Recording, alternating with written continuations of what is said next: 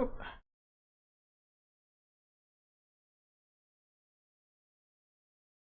Alrighty, we are back with Tex Murphy Mean Streets. I'm just trying to parse. I think this required 512 kilobytes of RAM back in the day, which was a lot. Nowadays, it's pretty much nothing.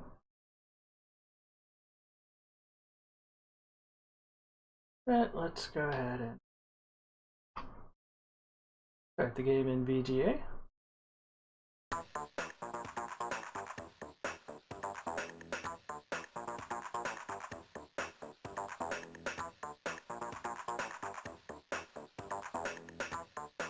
Alrighty.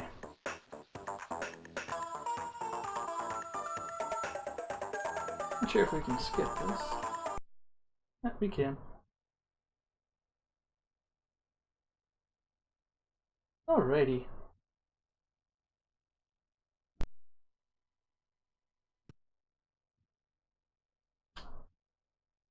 We're on game 2. And we have a bunch of information so far on what's going on. To recap, we were charged with, well, we weren't charged, but we were tasked with figuring out who murdered Karl Linsky. He was a... Karl Linsky was a teacher at San Francisco University. From the sounds of it, he was a physics or mathematics professor. That's not particularly important so much as he was involved in some sort of research with a machine we haven't really looked too heavily into. But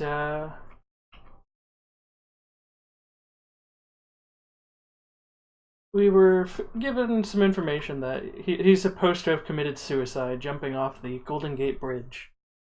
But it turns out, as we are looking into things, that odds are there was some foul play involved.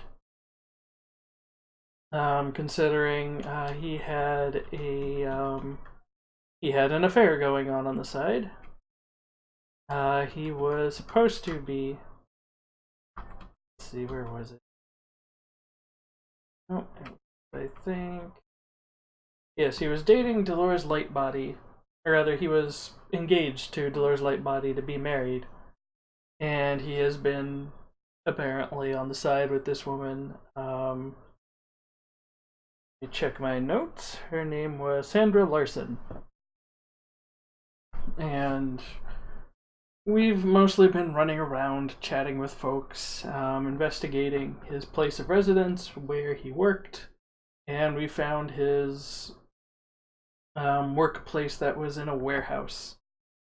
And from that we figured, so we've learned about something called the Nexus computer, which we actually came across later on, I think.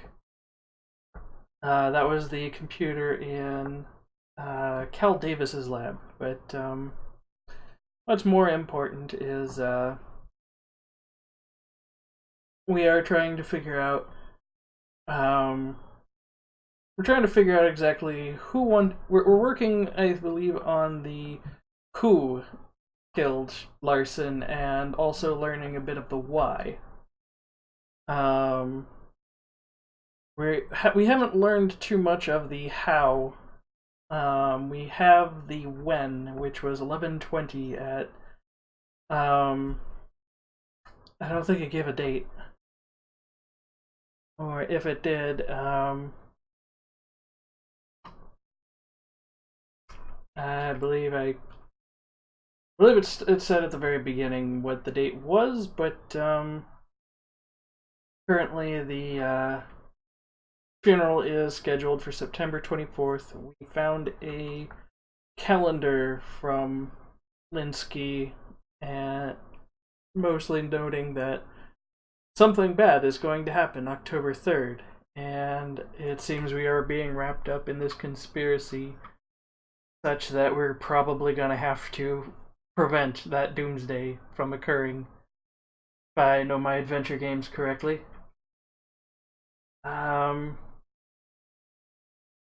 We've been all over California, we've dipped into Nevada.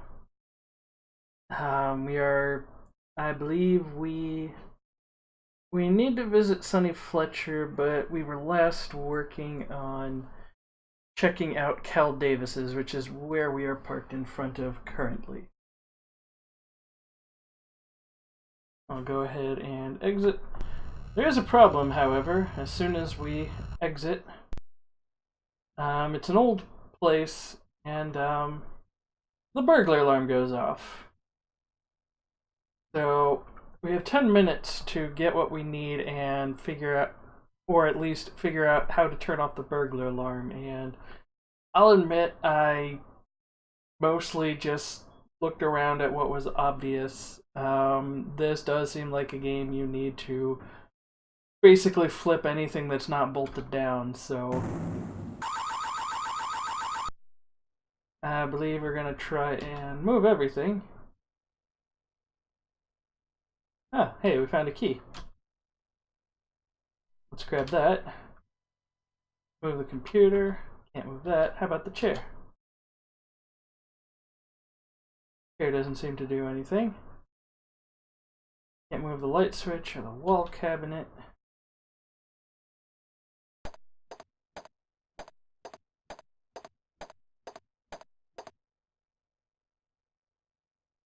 Scientific microchip equipment. Power switch for it. Can't move the equipment. How about the tray? Doesn't seem to do much.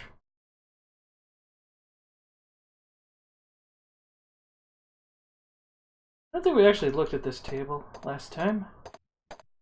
But this is one of the things that we learned is Cal Davis is another person who is dead. There is a list of people who were working with Carl, and so far at least one of them has turned up dead, and that would be Cal Davis. Carl's detective, Sonny Fletcher, seems to have been giving a warning that their lives are in danger. Can't move this table. I recall we couldn't move the drill.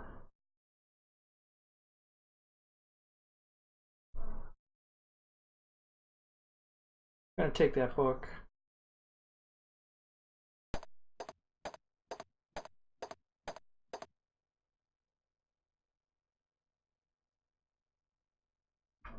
Remove the drawer. Nothing in the drawer for opening it. Can't move the sink. Chemicals can be moved. We can open the chemicals. Hazardous chemicals. Let's move the test tubes. Nothing. Look at the Diet Coke. Let's move the Diet Coke. Take that Diet Coke. I'm sure it's incredibly flat by now, because they already had time to print in the paper. Well, we can't really move anything related to the cage. Whoop! And if we try to interact with the ape that's in the cage, he doesn't really like us, so we die. And we have to reload.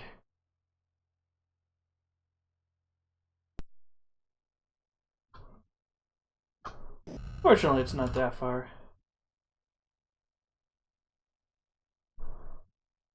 Alrighty. Let's try this again. Now we found a key behind the desk when we tried to move that. I'm just gonna take that. I already checked the stuff down there. How about over here? yourself. For no other reason than I want it. I'm taking this coat.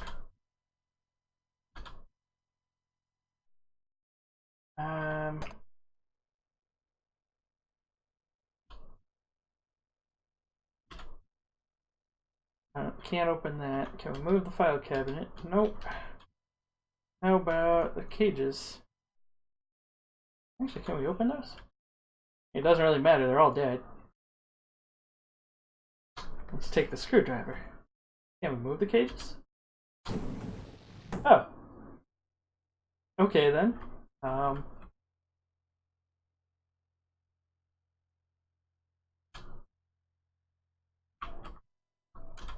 I guess there's a switch, and what happens if we turn it off?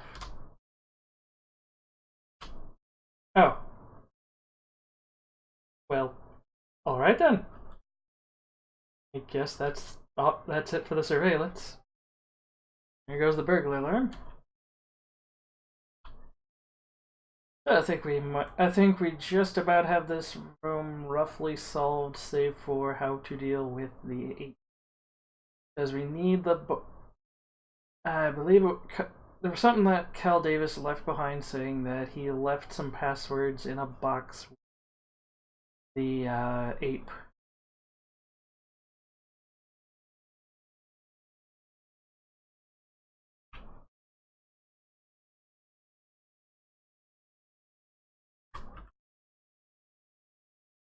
Okay, still can't open this. Not very tasty either. Remember we took this cigarette last time. Get that.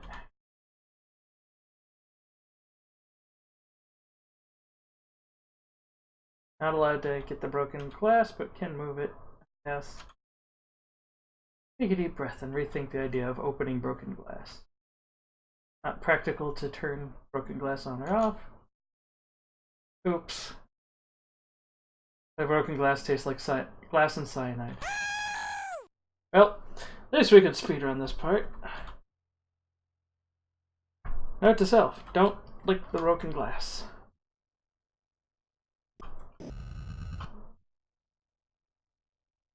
Let's just bum rush that circuit box, shall we?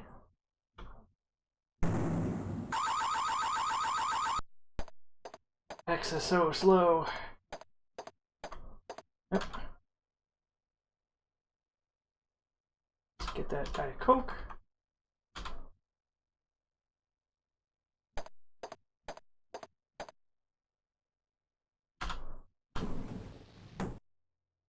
That seems kind of mean in my opinion, but it's logical enough that I'm not going to get mad at it.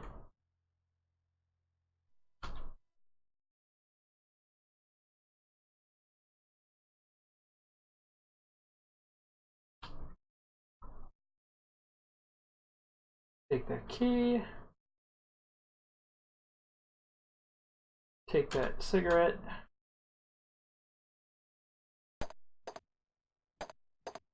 Let's see.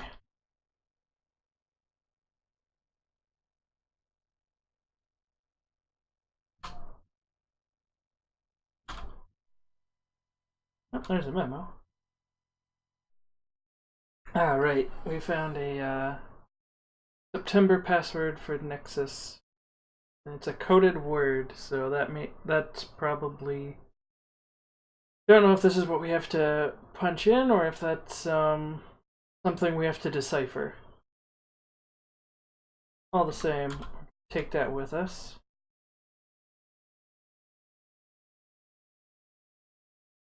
It's always good. It's usually good in adventure games to take hazardous chemicals.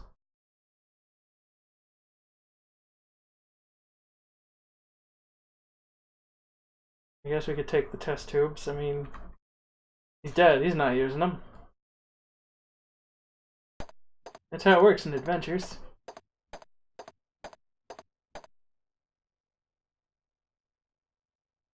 Let's see.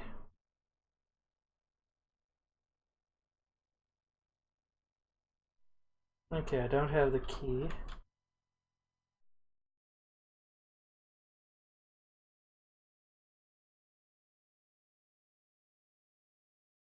Let's see, how about the chair? A little sad they didn't put in a little swivel animation if you tried to move the chair. Let's see, light switch.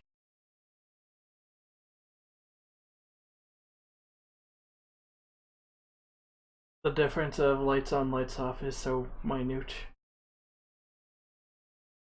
I can see it, it's just very small. Oh yeah, we had a cabinet key. Oh. That sounds dangerous. Gallium arsenide bars for microchip development. I guess I'm taking those.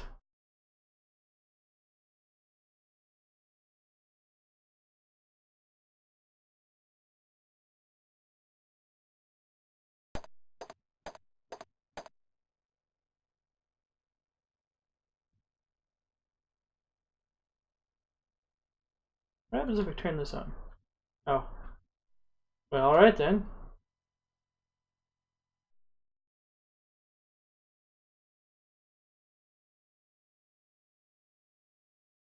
That's a tray of microchips.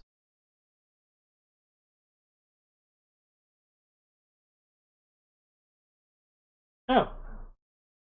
That's weird. Turning on the lamp uncovers a key. I just turned it on because I like turning on and turning off lights in games.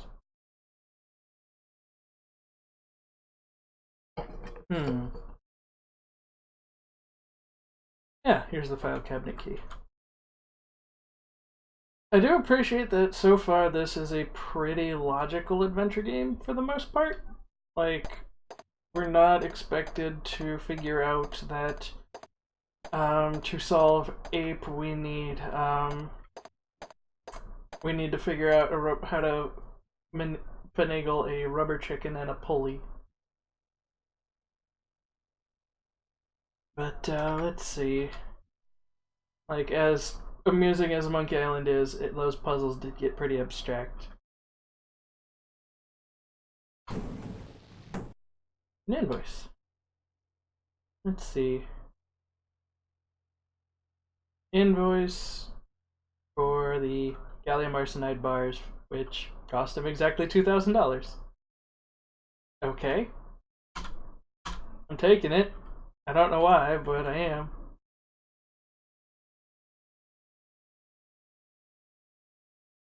But so far we've had only one encounter with taste being a bad thing, and that was the broken glass.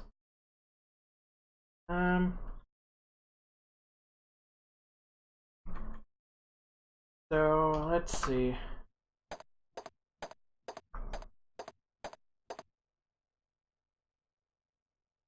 Control of primate behavior through microchip technology by Cal Davis.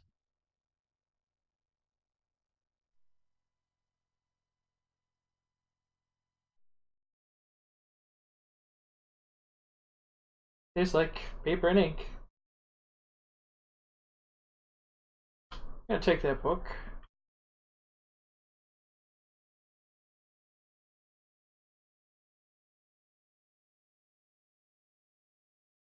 You can turn the switch on and off, but to what end I am not clear. As we can, let's see. Oops. Makes a little drill sound, and it just keeps on drilling.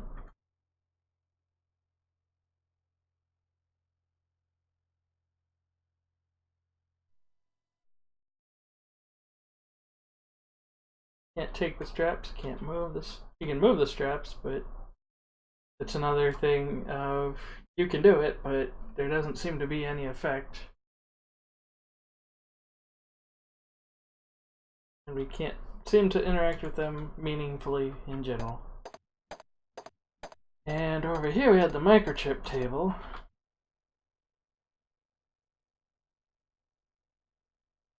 Which is broken.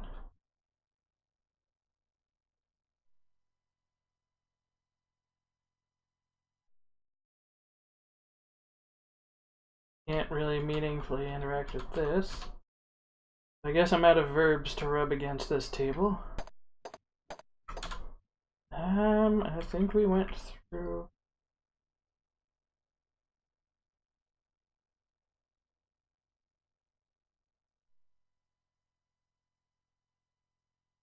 Can't use the computer without the password, understandably.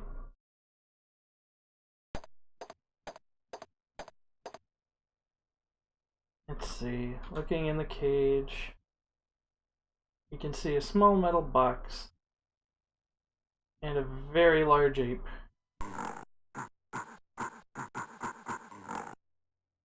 Plays a cute little sound. Let's see.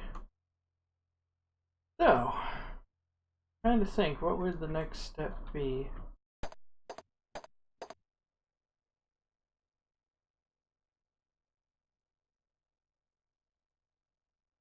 I already checked that. How about the workbench? Okay, I think we've done everything we can with the workbench. Oops. Nothing in the drawer. We can turn on the water. That's a thing, I guess.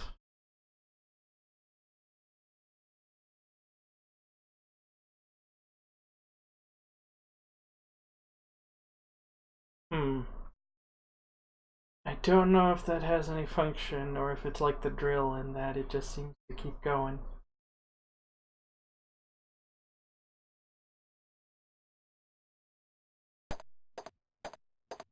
Let's see. What about this thing over here? Can we interact with this thing? Kind of like a knife or a chisel? No. I don't look like we can interact with that.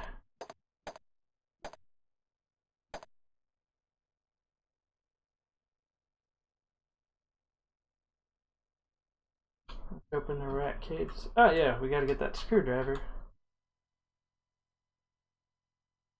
Alright. Now, as we need that so we needed a slot screwdriver for something that was in Carl Linsky's house. It was a display case of some sort. I'm pretty sure it's just for something we can pawn, but no harm in getting it. I mean, screwdriver is always useful. Also, if somebody would feel free to send a message real quick in chat. It can just be a hello or something. I just want to make sure it's working. But let's see.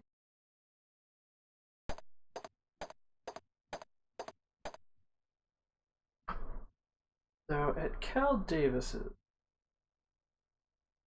we know the computer password for the Nexus computer is in the ape cage. I don't know if Cal Davis's computer is the Nexus computer or a different computer. Either way, we don't have a password for that. Let's see.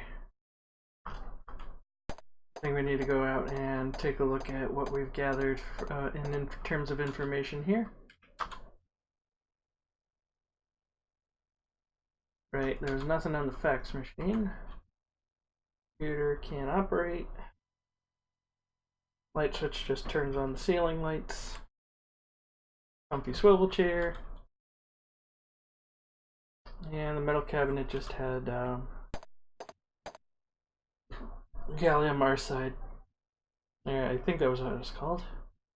So let's head back into the car.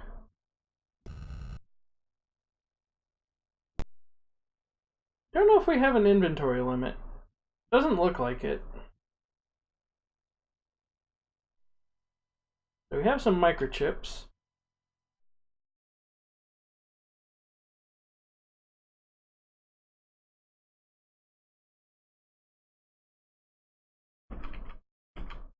See here. We have a cigarette. Not sure. It's a Camel cigarette. So I have a feeling that whoever is involved might be a smoker of Camels. so let's write that down.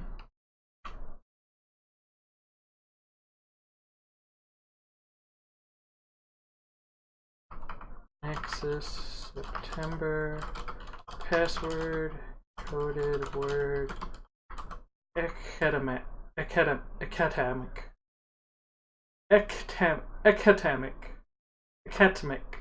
Yeah. Either way, it's not a real word or pronounceable. It's coded.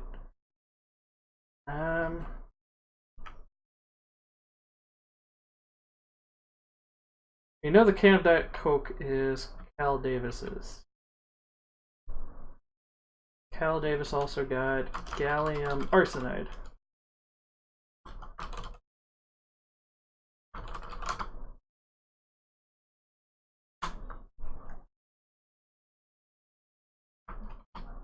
You have a rack of test tubes. Hazardous chemical. We don't know what the chemical is, just that it is hazardous. Here's the message from Sonny Fletcher, that was his name. This was actually from a different apartment. This was from Carl's. That was from the workplace. And here's the rat trap. Here's a list of names of scientists and who might be working on Overlord. I'm trying to recall how Cal Davis fits into this. But I think Cal Davis was Carl's co-worker. And we need to look into John Klaus, Maurice Gribble, and David Pope. I believe I think it was John Klaus we couldn't get information on without paying the informant. Let's see.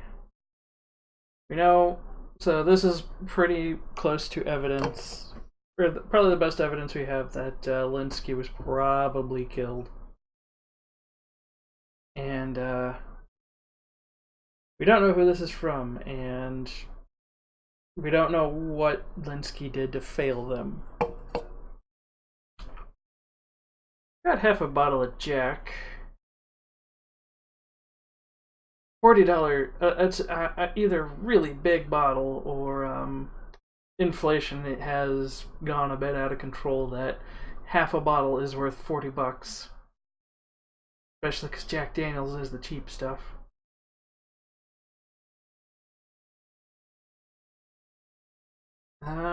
He has the possible Nexus passwords to be decoded. Okay, so I'm gonna guess trying to figure out how this ties in, because this has the September password, and BMG tie I would imagine is October. I don't know, there's way more than just 12 months. I think it's just cycles through all of these. But in the center of all of these is the one that we have. We should probably talk with Sonny Fletcher about the password that we found. See what he knows, but I have a feeling since he is another investigator, things might get a bit difficult. This is Carl trying to break up with Dolores. Also kind of mean that the last sentence. Alrighty. So, with the information we have, I think the most pressing person to visit at the moment is probably Sonny Fletcher. So, we do have his code. Sonny was one of the ones we had to look up with and pay for the information, I believe. Oh boy.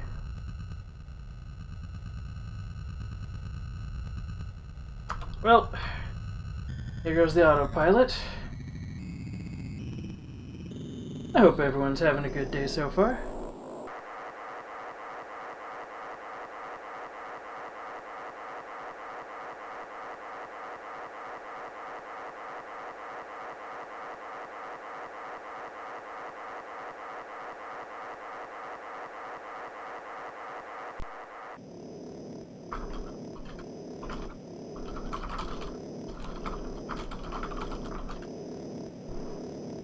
This takes a while.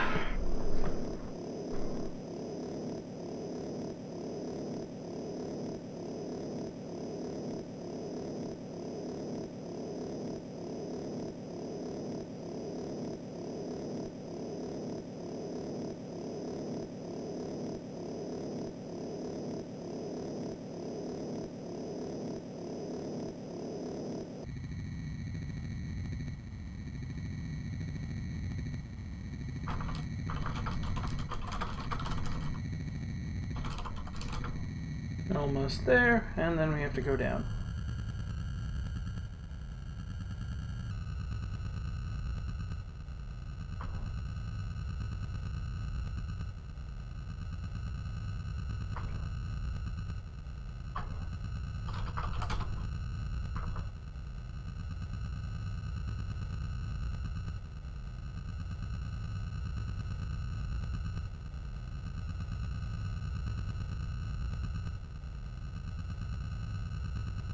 Alrighty. Now, something else we learned was, it's a good idea to save before you go in anywhere, as we learned, especially with that lab. The address for Sonny Fletcher's, a rundown hotel, has been converted to apartments. Step inside the small, seedy lobby and find the stairs. The stairwell is dark, with garbage and old newspapers strewn everywhere. Find apartment 307 and knock on the door. Fletcher answers at the disposition of an untipped waiter. Tell him I'm working for Sylvia Linsky, and he tells me to come inside. The room is cramped and confining. Furniture is cheap and the upholstery is threadbare. Portable black and white TV is on a small table, blaring the sound of lifestyles of the incredibly rich, lucky, healthy, and famous. Oh! Hey, I'm really shocked that black and white TVs are still around. Second, I'm also surprised lifestyles of the rich and famous is still around. I think that was a show that died out in the early 90s. Granted, this was 89, so it was still very topical.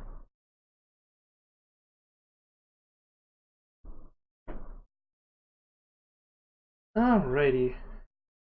Now he, I think, is going to have more information if we ask about some of the keywords we started off with. Like MTC Corp. I have no way they'd find out how you got your information. I'd wind up floating in the way. I'll ask you about something else before I start bribing. I've got nothing to say. Tell me, do you know about Blaze Wiener?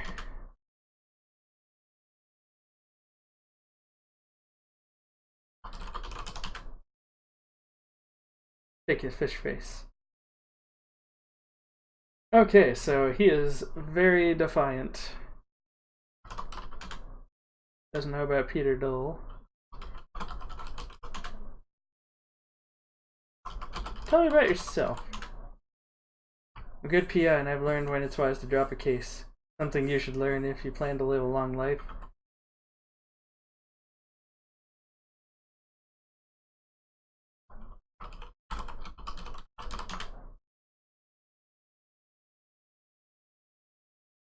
Aaron Sternwood? I don't remember what this name was. He's somebody that we haven't looked too much into.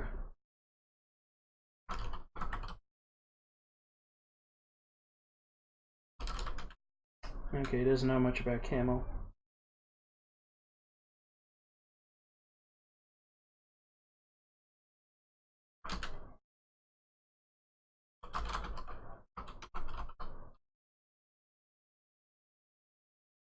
I think he does have things to say on those topics, but he wants money.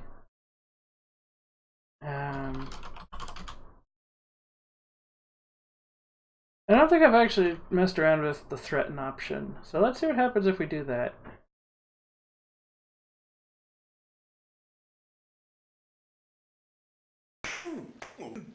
I get punched in the face. There's a haymaker, and before I could block his punch, a fist the size of a hole. A fist the size of a ham hock slams into the side of my head. When I regain consciousness, my head is ringing like a 5-alarm fire. I go back. I get a feeling I can't.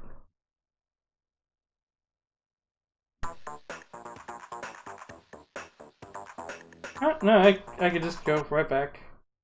Howdy. You just punched me, but I'd like to know more about... Tell me about David Pope.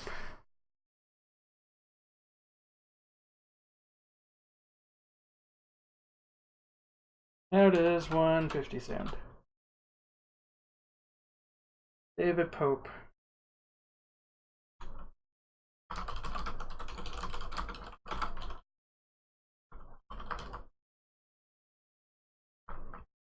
Thanks, that's not very useful.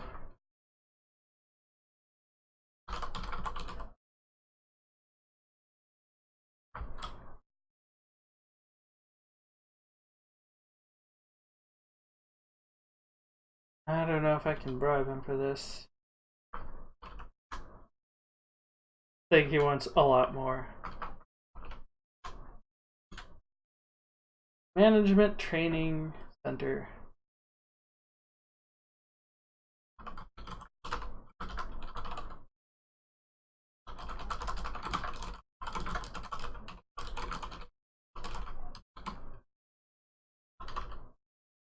Who is Gideon? Oh, Gideon Enterprises. Gotcha.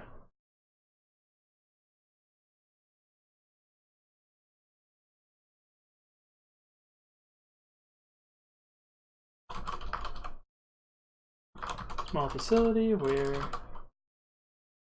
they attend training seminars. A year ago, MTC started hiring scientists.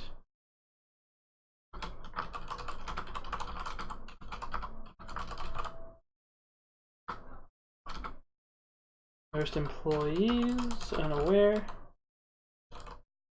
this was going on.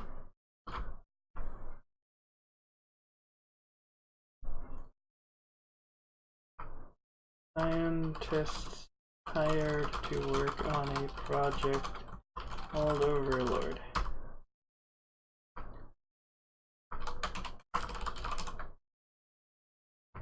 Alrighty. I think this might be where we burn a lot of our money.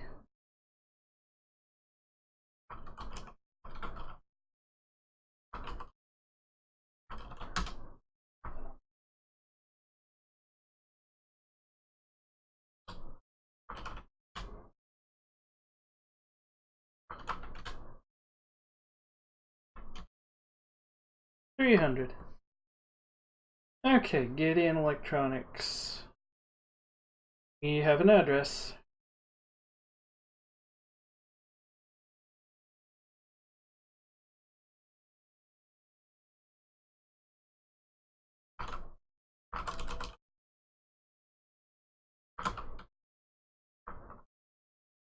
For $650.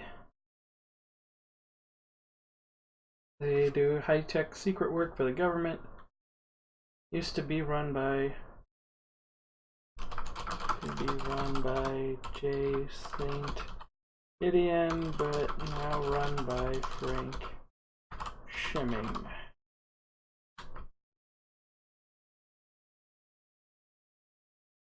Alrighty.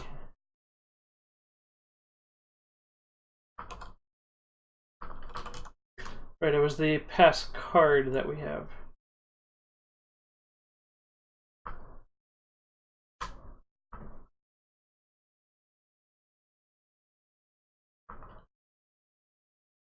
I think he wants about 300 per thing. Okay, so passcards and passwords are vital.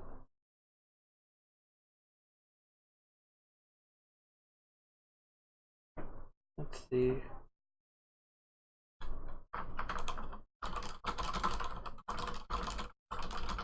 Stopping Overlord Project.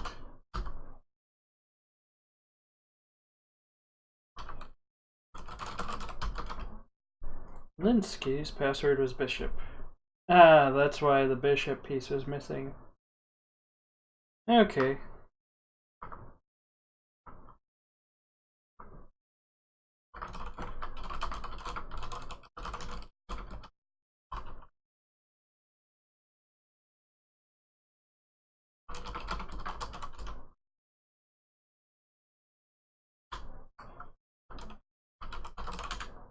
Okay, he doesn't know anything about Blaze Wiener. Let's see.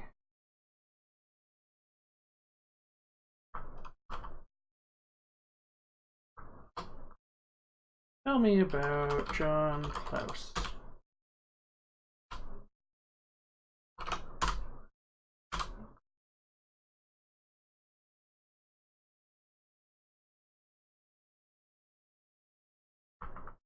Working on Overlord Project. Alright. Oops. I meant to ask you a different question. I don't think you know anything about Sam. Yeah. How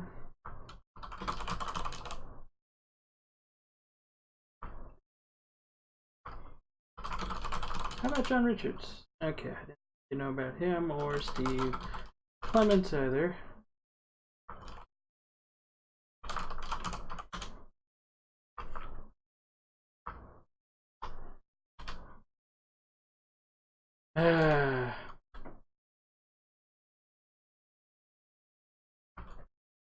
Nothing I didn't already know. Thanks for that. Let's see.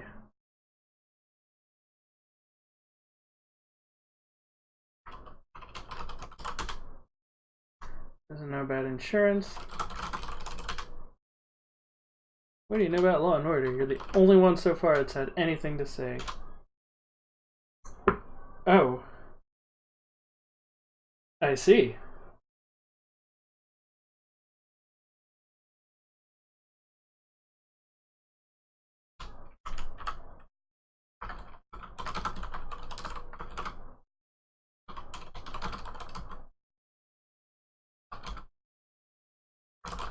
They're the fascists. They hate freaks. Robert Knott.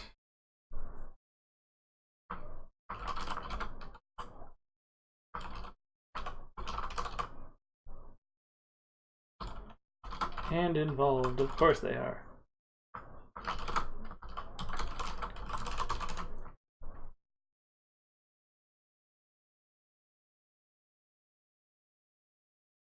And Wanda Peck is a new name.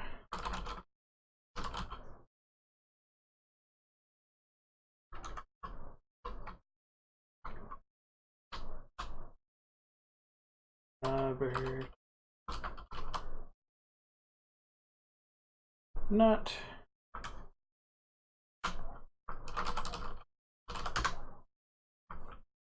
You're a very expensive visit so far, sir. Thanks.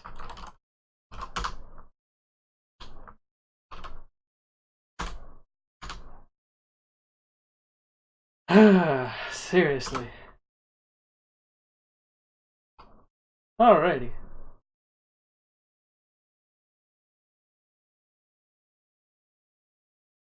Alrighty. I think we've got what we need for now, but let's see. I'm out of keywords and I think I'm out of names. I think Maurice Gribble.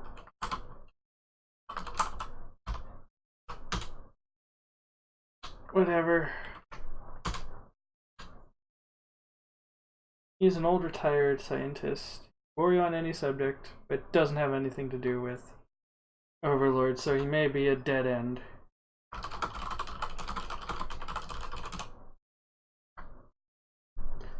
Alrighty. I think we got what we came for. Lots of information.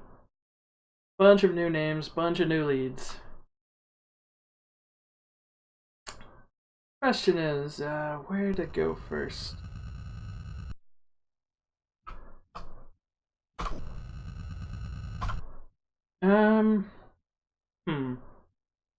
I personally kind of want to go after Maurice Gribble, just to make sure, just to completely eliminate him as a potential dead end.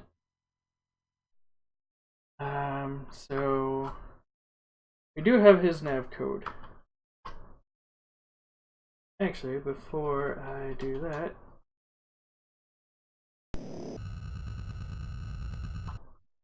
let's ask Vanessa.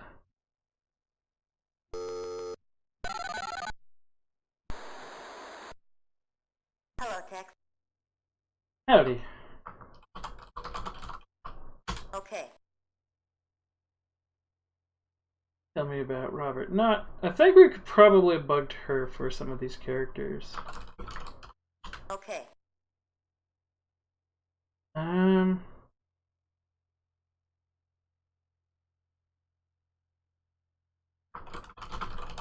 Okay. Neat. I think we forgot to ask about Frank Shimming, but I don't want to spend more money if I can help it. There's nothing in our files. Well, we're getting... She has a lot of information already.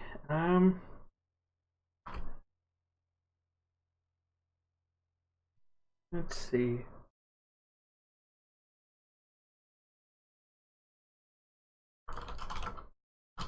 Okay. And I'm assuming you still don't know about... There's nothing in our files. Damn. At this rate, we'll never find out about Blaze Wiener.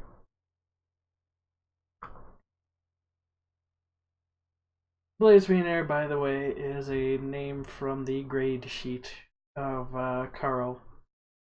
Of one of the last tests that he handed out, and the only name that was circled and had an E grade was Blaze Wiener.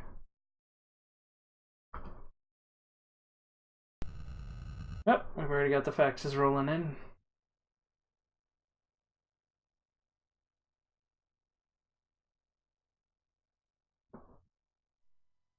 Okay. This is something we have to go to Lee about, because nobody's talking, or at least the two people we've talked to are not talking about how to contact Robert. Not that he seems like somebody we want to directly address. Wanda Peck. We've already got her address. Frank Shimming.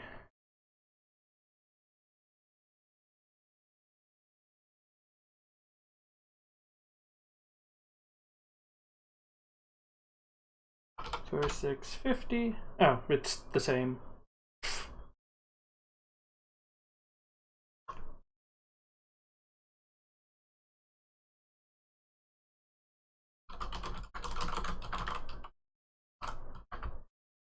Alright. How about Gideon? Oh. Oh no, this is Law and Order.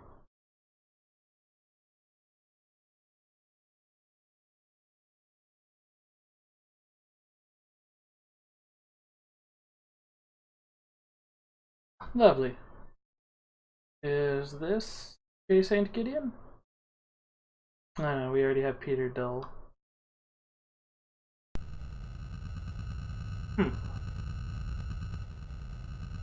I don't think we got J. St. Gideon. I'm gonna ask again. Doesn't seem to cost anything to ask Vanessa.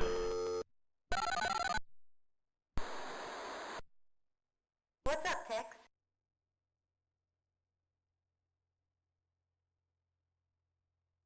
Can't help you there.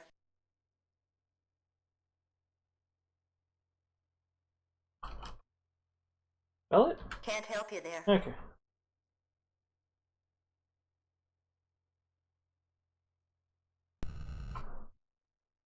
Alright. I would like to eliminate Maurice Gribble entirely if we can. Let's go to the nav code 8231.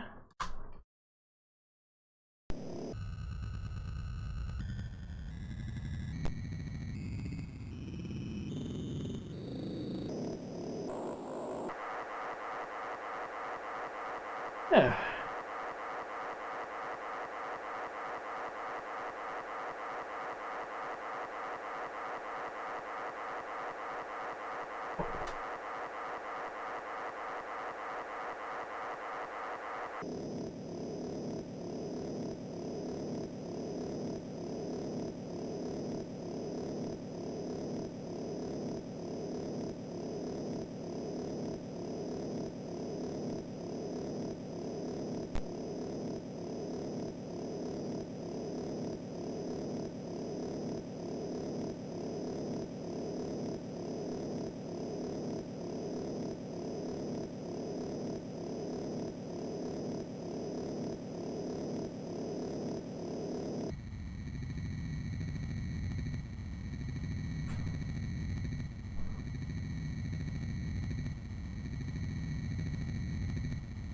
Sorry, I don't have a whole lot to talk about at the moment.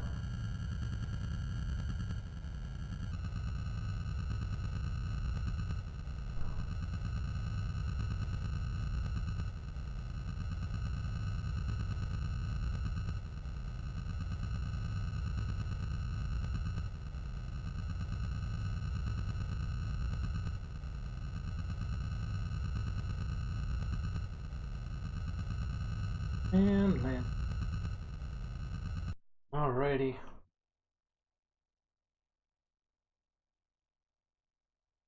Let's save on the next slot because we spent a lot of money. And I don't know if we're going to need more.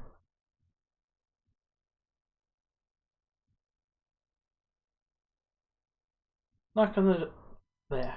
I find the home of Maurice Gribble and knock on the door. I'm invited into the room by an older woman and introduced to Maurice Gribble. He's a tall, distinguished man in his late 60s. I explained to him I'm working on a case. His name was on a list of scientists who possibly were associated with the project. He explains that he has been in retirement for a number of years and spends his time golfing and relaxing at the country club. Says he's due at the golf course and shows me the way to the door. Thank him for his time to go back to my speeder. Okay, he is absolutely a dead end.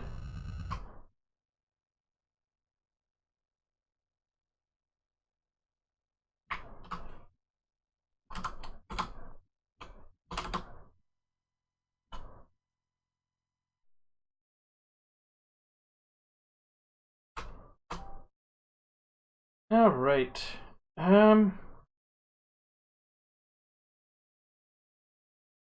Let's see. So far we haven't interacted even a little bit with the cops beyond Smiley. Smiley Monroe, who was an incredibly sleazy detective. I believe he just guided us to one other person and didn't have a whole lot of info.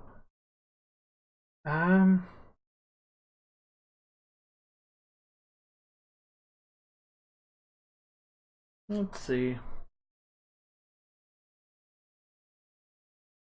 Who next? I already went to Sandra Larson. She was a bit of a dead end other than she gave us some... We could check on John Klaus, because I believe he was pretty much at the top of the list. We could speak with Peter Dull, the insurance agent. I don't think that's going to be very productive until we have proof that Carl was killed rather than suicide.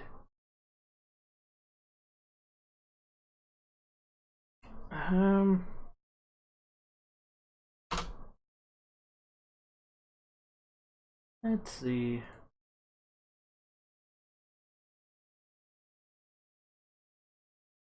Small time or big time? I could also talk with Wanda Peck. I don't know what to talk to her about, though. And we should probably head back to Carl's, just so we can get that trophy.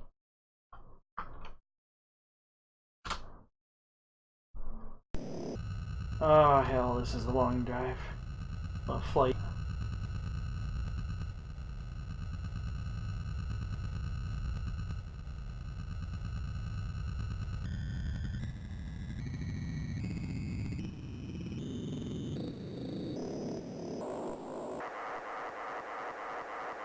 Alright, so his password's Bishop.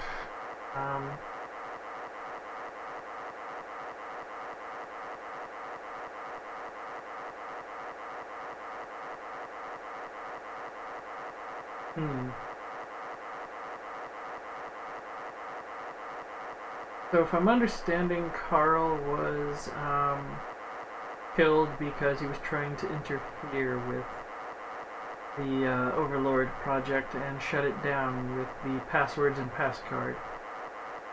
One of the passcards is in the ape cage at Cal Davis's place.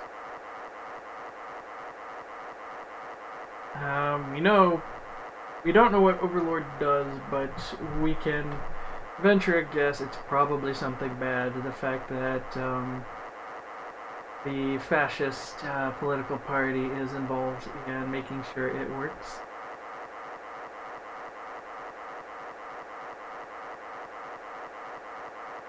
Not to mention that it managed to get Sonny Fletcher absolutely terrified.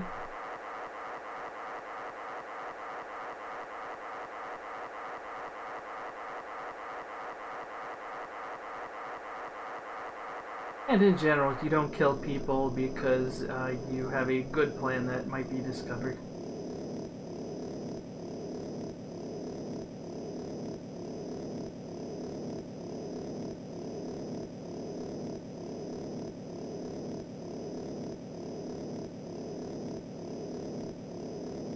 We don't know where the Law and Order Party is headquartered, and we don't know where Robert Knott is, but... Let's...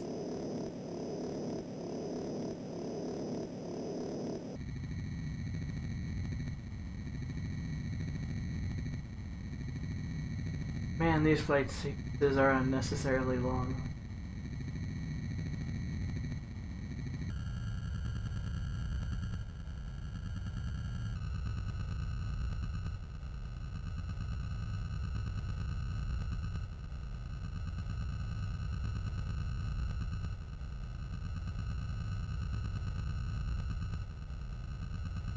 Kind of reminds me a bit of the spaceship sequence.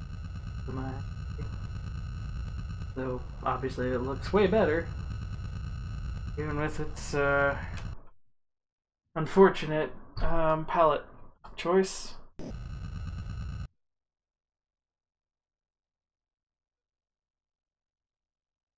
Alright, we're back here.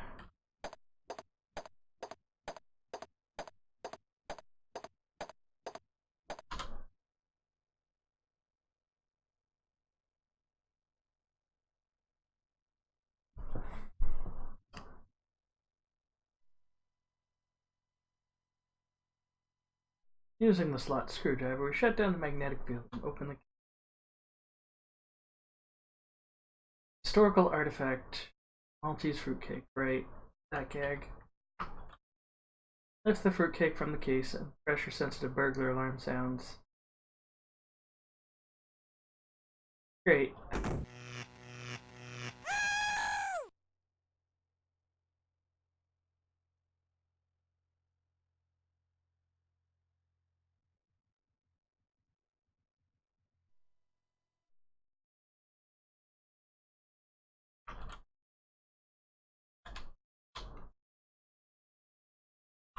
Okay, I'm wondering there's a chance this might be a gag.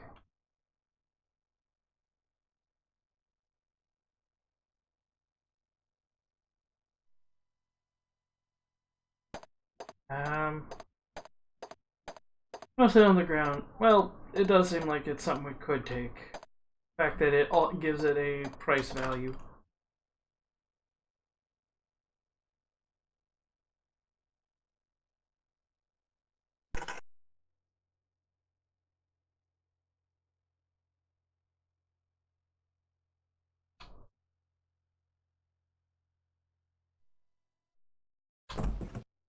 I guess that was the burglar alarm.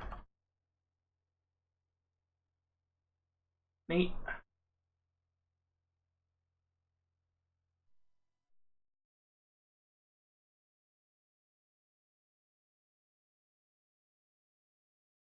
The shoebox, while high in fiber, hardly compensates for the lack of taste.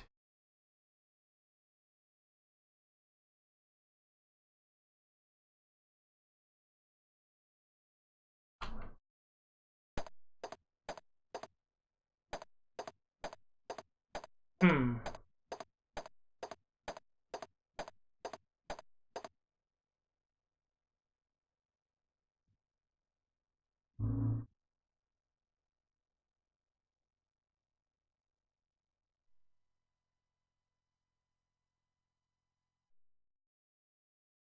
They're in my head! They're in my head! I don't think we're gonna find a whole lot of use for this, unfortunately.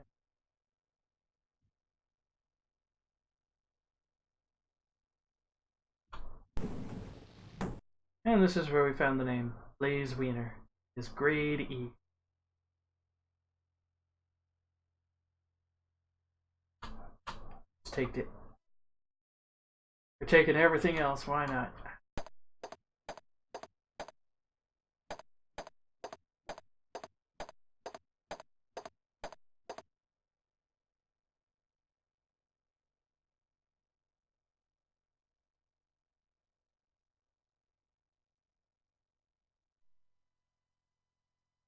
Right, I think that's kind of it.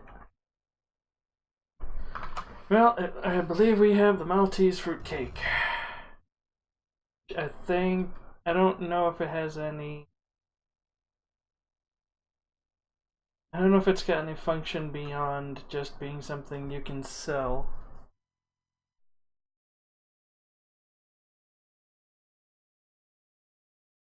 Where is it? Don't tell me it just ceased to exist. Oh, no, there it is.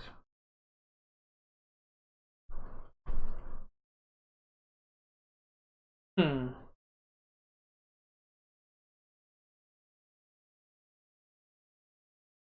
Let's see. Well, larceny's cool and all, but I'd be slow to sell these things until we actually have a need for some money. Because we still got quite a large deal of funds. Ooh, excuse me. Alrighty.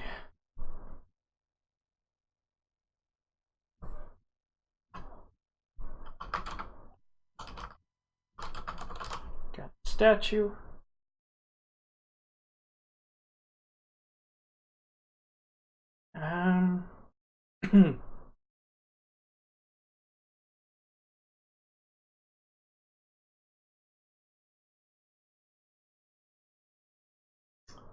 I think Wanda Peck is next on the list, because... Oh, hey, it's not that far of a drive. She seems to have more information we could probably use.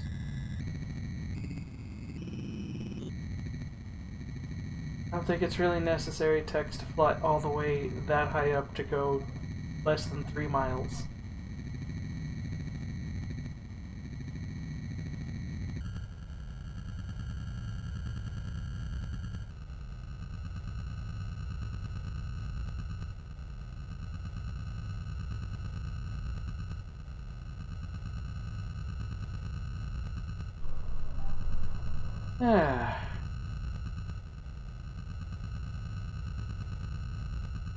I know there's mutants and stuff in the setting, and we haven't encountered one yet.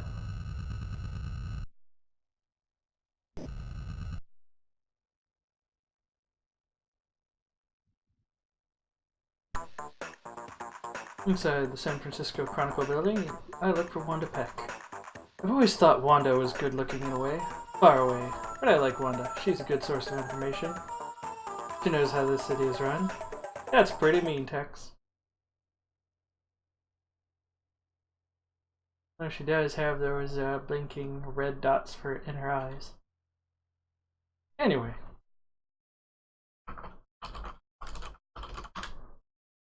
I don't think you'd have any information.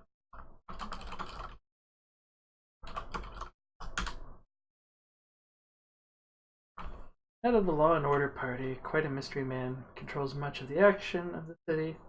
Hard to find. I don't think he's looking for publicity or notoriety. Just wants to control things without actually appearing to do so. Well, we have the option to bribe or threaten here. I don't know what more we could really get out of here. Get out of her. Maybe a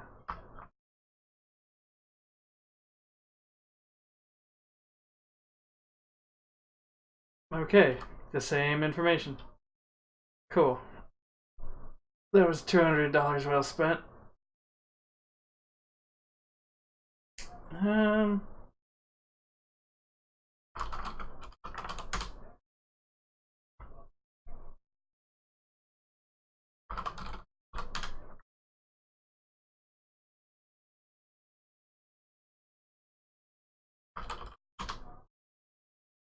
Larry Hammond wanted me to do some research on that.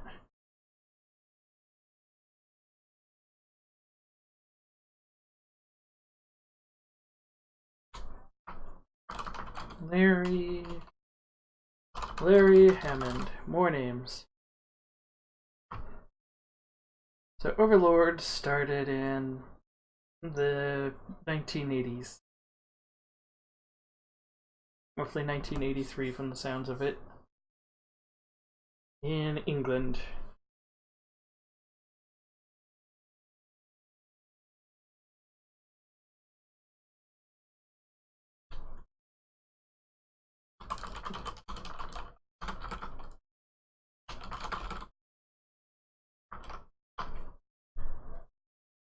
Scientists began to work on a mental ability booster.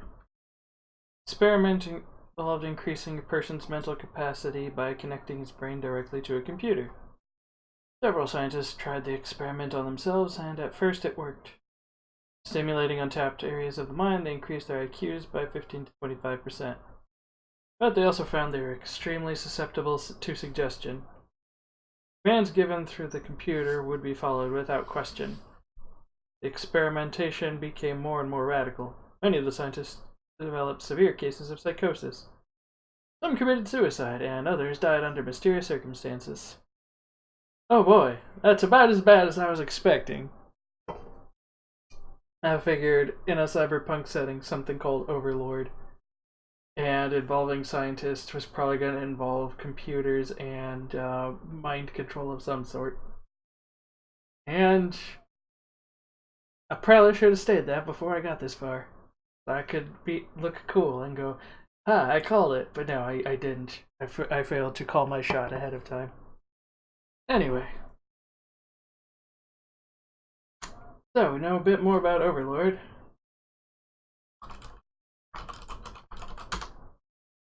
They are an electronics firm that is a parent company of the MTC Corporation. Cool. Don't know anything about Nexus or insurance, I'm sure. Don't know about the password.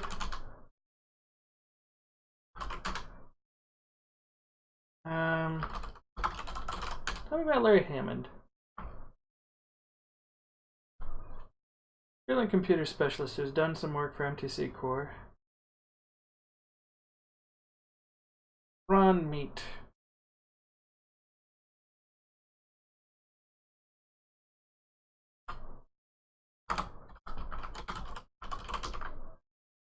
Alright.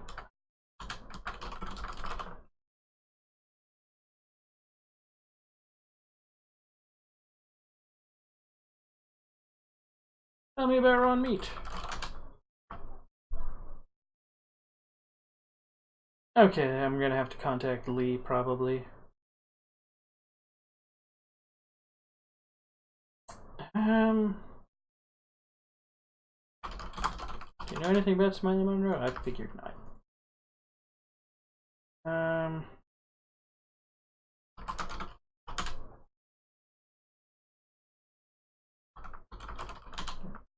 Okay, I don't think she knows a thing about the scientists. Other than me. No, no, not even Cal Davis. Knows about the professor. Cal Davis, I think, just happened, so.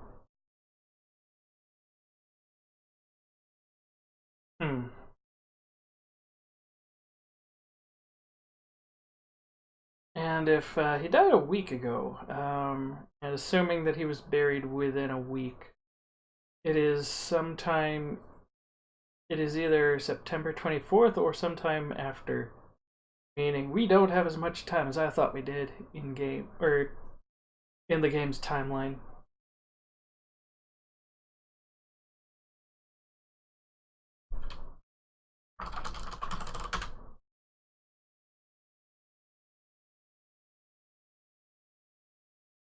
Okay.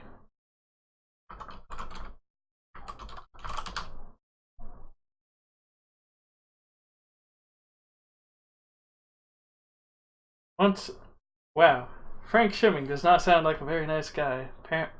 Supposedly stuck a live bunny in the paper shredder.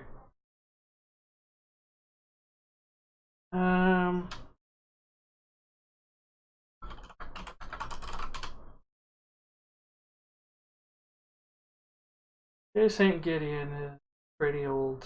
He is in his 80s. Ah, we do have a lead out of J. St. Gideon.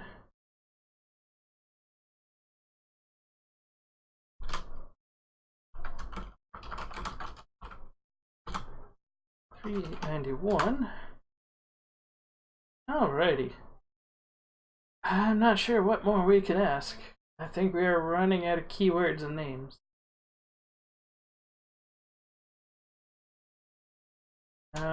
Maybe you know about the cops. He's so dull he can't even entertain a doubt. Red Steve Clements. Thinks he's broad-minded on issues, but he's just thick-headed. Cool. Don't think you know about Dolores Lightbody. Yeah. Okay. Think we're done here.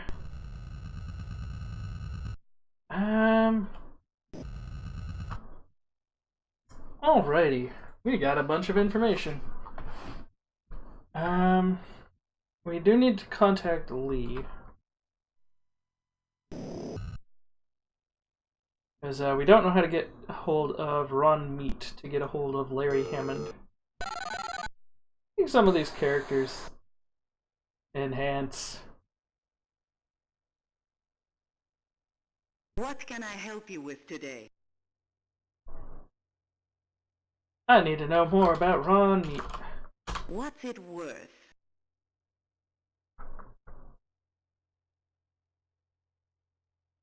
You're as cheap as your suit. Harsh.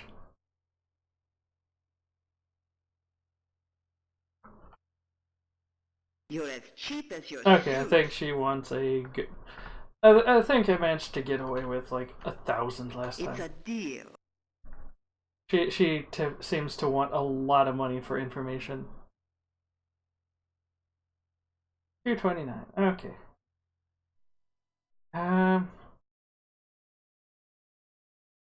This seems really stupid, but Sorry, can't help you. thank you. I didn't want to have to go to his front door.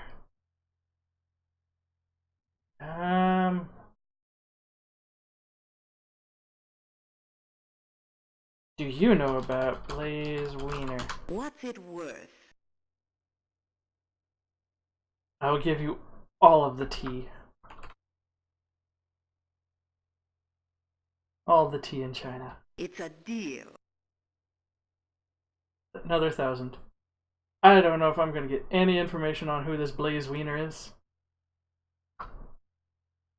I'm going to be absolutely shocked if he is even he or she is remotely viable or remotely involved in the case. I was pretty sure it was a red herring, but the fact that she responded, I'm having doubts.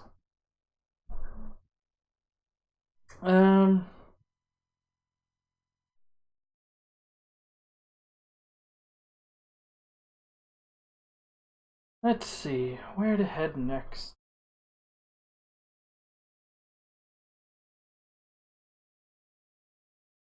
Might be worth speaking with J. St. Gideon.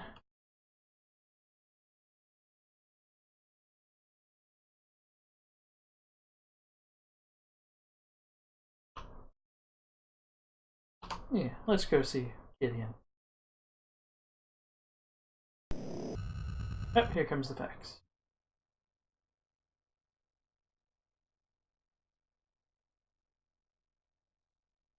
Ron Mead is at 4525. The Coit Tower. A little unpredictable, so watch yourself. I'm assuming this is going to involve combat. Neat. Now, I know the manual says somewhere that you can buy ammunition. So far, I haven't found any places to actually buy stuff. Just the, or, no, actually. I think if I check my inventory, I could probably buy ammo from there.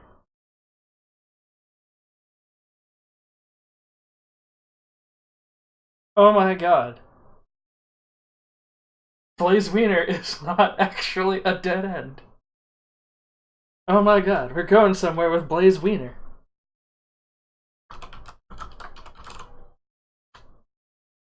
Bash Dagot. Bash Daggett. Dagot. Dago. I don't know how you would pronounce that last name.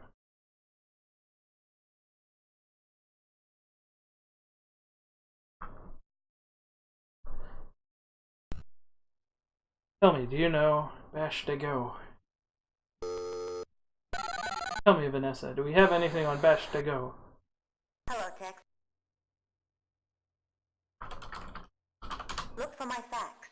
We have something on Bash Dago.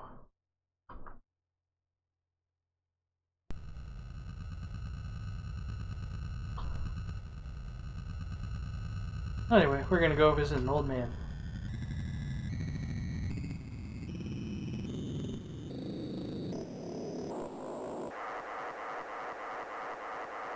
I was surprised there's nothing on the HUD that shows like cardinal direction.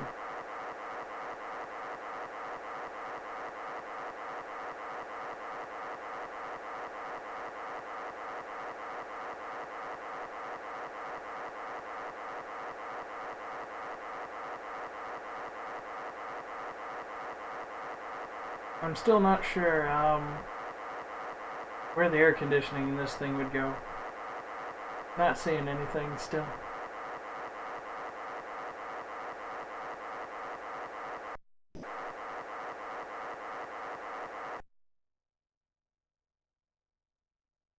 Yeah, we got the facts. Lives near the Mission District. Oh. Like, Mission Hill? Or...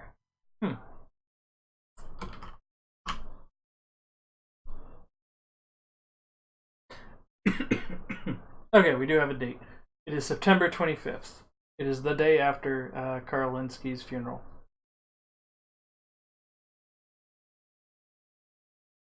Also, I don't know if this time is like AM or what. Wild if it is.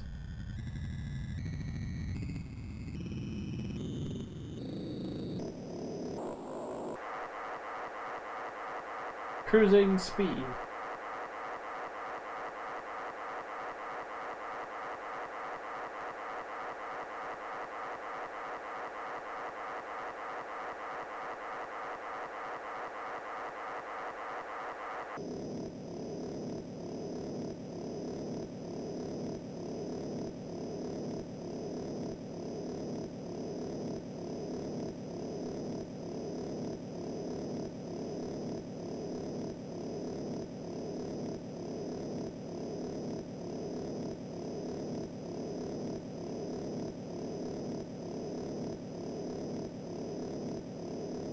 Ah, these flights are so long.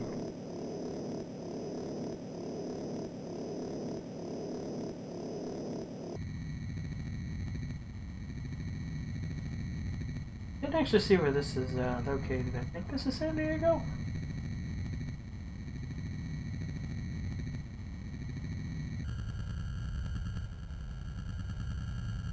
I'm also curious what we keep in that teeny little glove box.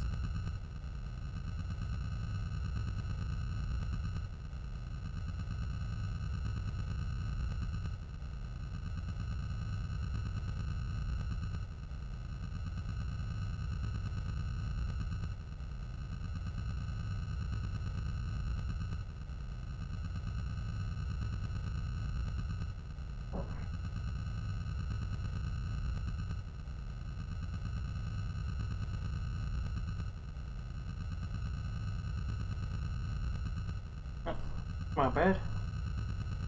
We are... Okay, we are in LA. I think we're in proper, like, downtown or something. Sorry for the flashing colors.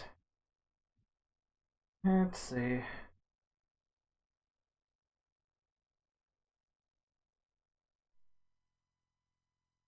We're just here to meet an old man. Let's see what we're greeted with. Nice mansion. Gideon's home is a 30-room mansion in Beverly Hills. Okay, yeah, this is Beverly Hills. Okay, I know where this is. Roughly. Not where this specific house is. The place is lavishly furnished with a living room big enough for a swimming pool. Ushered into the den, Mr. Gideon is intently studying his chessboard. Seems oblivious to me, either that or he's asleep. The guy's old, I mean ancient, but he must be a big wheel because there's a picture on the wall of him receiving an award from President Michael J. Fox. Oh, that's a dated reference. I give him some background information on the Linsky case, and it seems to pique his curiosity.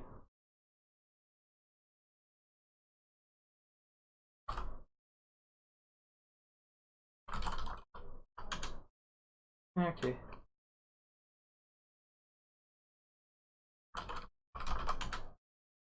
Don't recall the name, but if he wanted to talk with me, that would have been impossible. I've been away the past few weeks.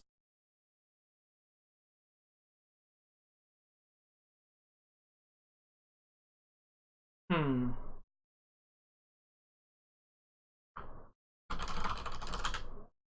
believe they're a fine organization. They've done a lot of good for this city. They have their problems, but they are working to protect the moral fabric of our society. Okay, you're not somebody I trust. I'm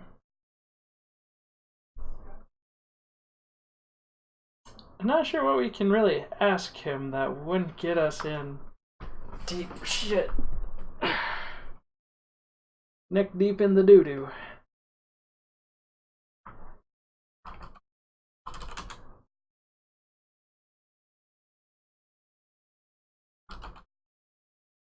You know Blaze Wiener. How about Bash to go? Okay.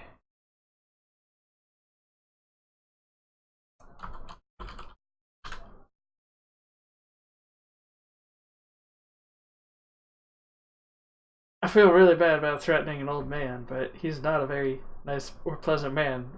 At the same time, he also probably has a pretty good security force. Let's see.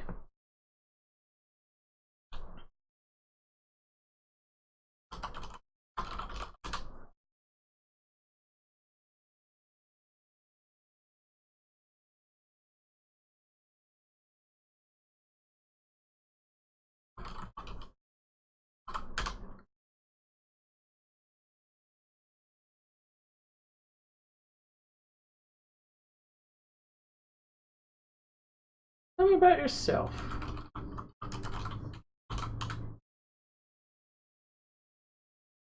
I'd say he's a bit successful, living in a 30-room mansion in Beverly Hills. And he was head of British intelligence.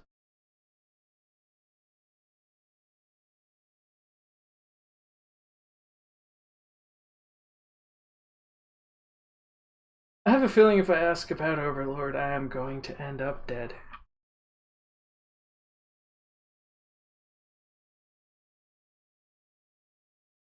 Let's ask about Overlord anyway.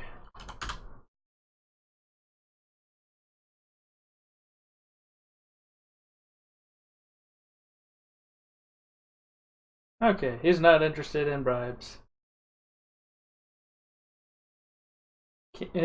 I think we would have to threaten him, and I'm a little... Ah, what the hell. Tell him if he doesn't tell me what he knows. I'll take him outside and make him wish he'd never been born. Of course, the security force.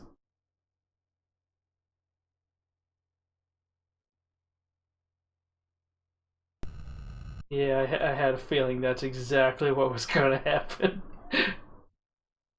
If not dead. Um...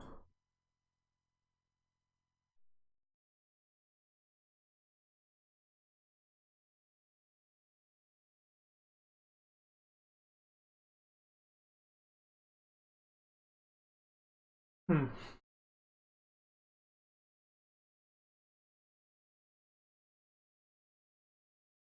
Um... Let's see what else we can get out of him. Assuming we're even allowed back in. It doesn't seem like there's a penalty for getting thrown out other than you get thrown out.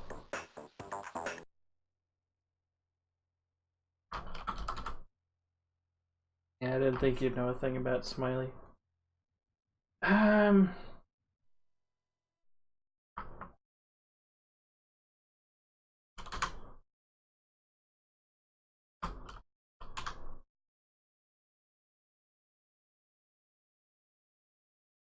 Hmm. I think I already asked that. Um...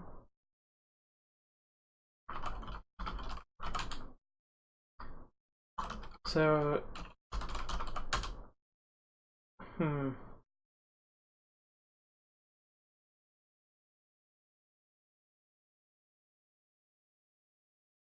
I think this is mostly just to tie in the fact that he would not have been able to do anything to Carl because he's been out of town for the past few weeks.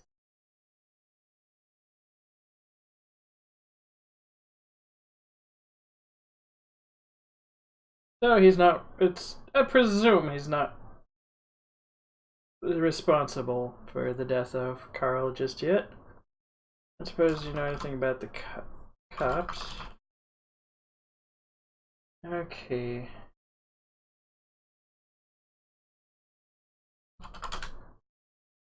Anything about passwords?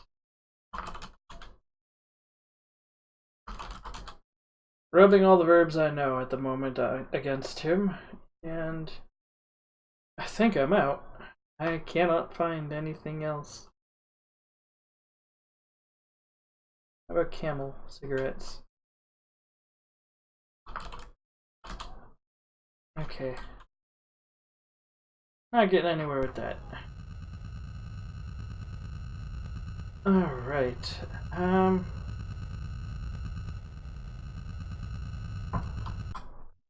Where to next?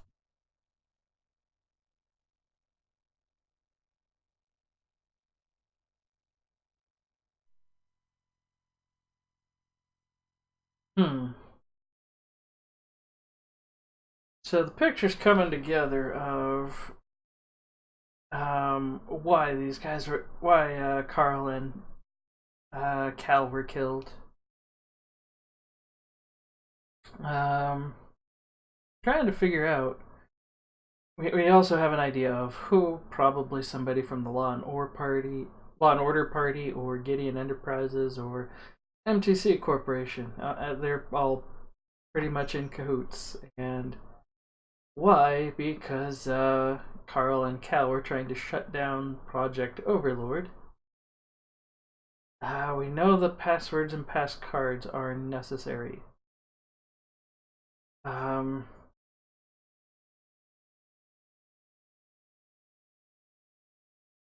let's see.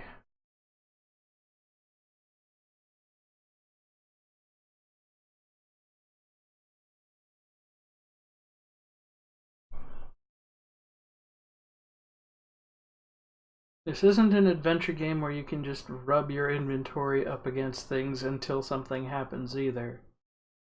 You basically either have the item you need or you don't.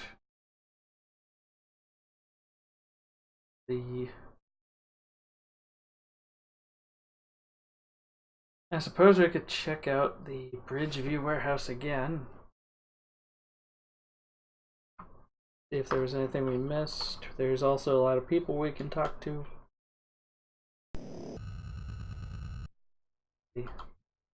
Let's check out Bashtago.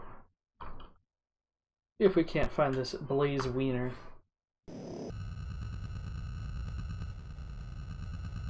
Alright.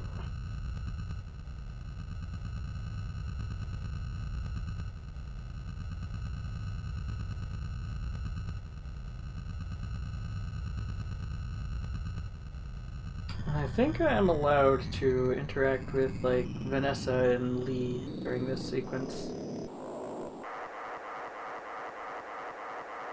I think I can also go into my inventory while playing. Yep. If I hit escape, I'll just keep flying. Okay.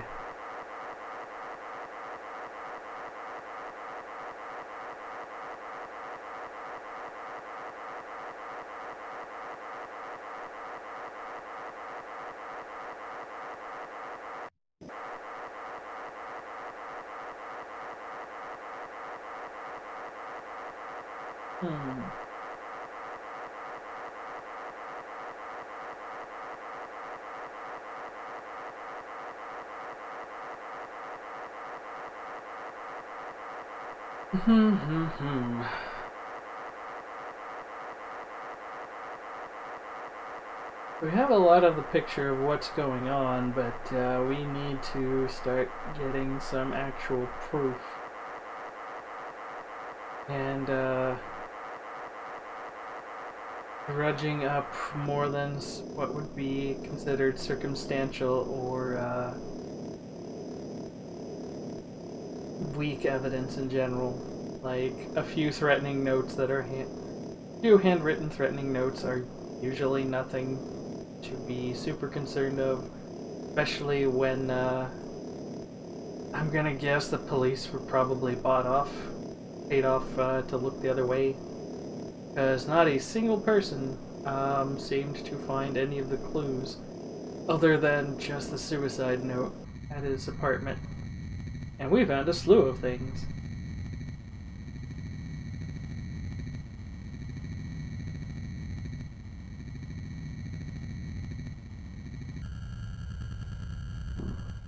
We're going to Bashtago just to learn about who is Blaze Wiener. I have to know, who is this Blaze Wiener?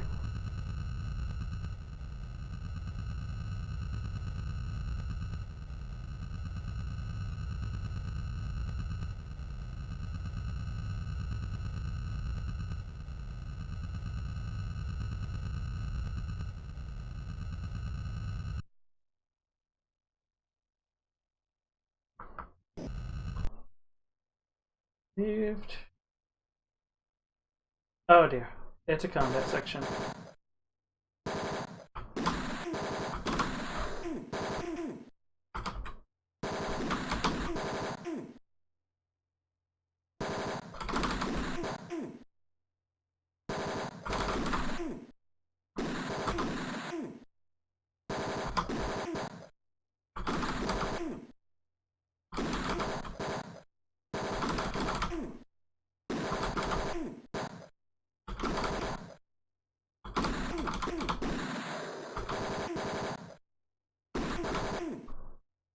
And in case anybody forgot just how combat worked, the goal is to get from the left side of the screen to the right.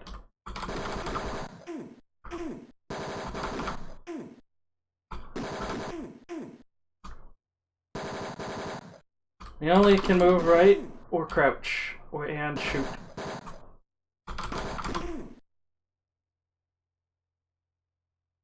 Fortunately, it's only 2 screens. I'm kidding about this being a rough neighborhood. Blown out, wasted buildings are occupied by the bottom rung of society. You'd have to have a jungle mentality to survive here. Find a suitable place to wait. Hoping to see the guy who witnessed Linsky's suicide. That's not a detail that I knew yet. I think I might have sequence broke by just looking up who is Blaze Wiener.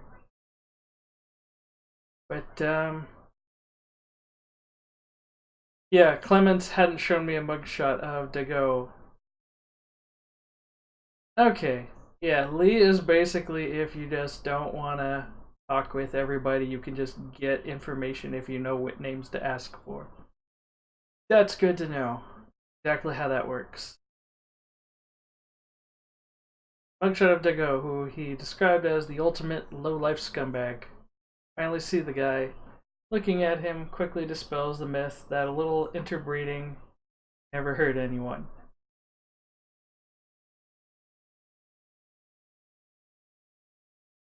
Tell me about yourself, Bash. Dago.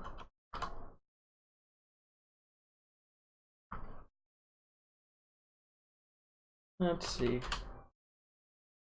At least you work cheap.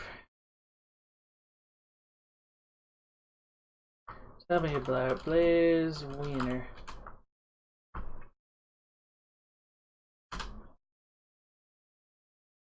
$200. There we go. Groundskeepers for the Giants at Candlestick Park. 1715. I think you're just a means to an end. I don't think you have much information. But thank you. That was a lot of effort for just one contact. That was awful. Yeah, I think a sequence broke there, but might be worth visiting Steve Clements now, I guess.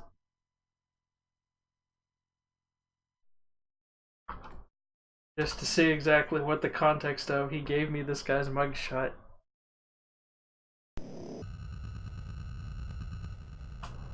She's not that far away.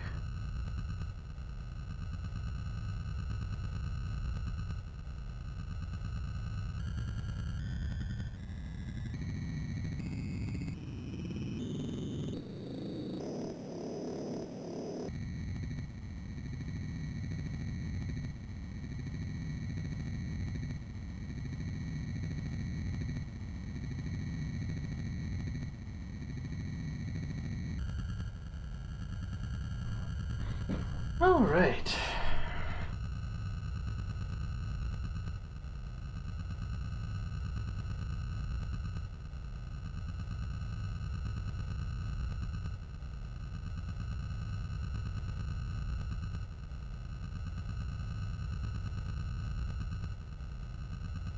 Man, all this effort into this flight simulator stuff.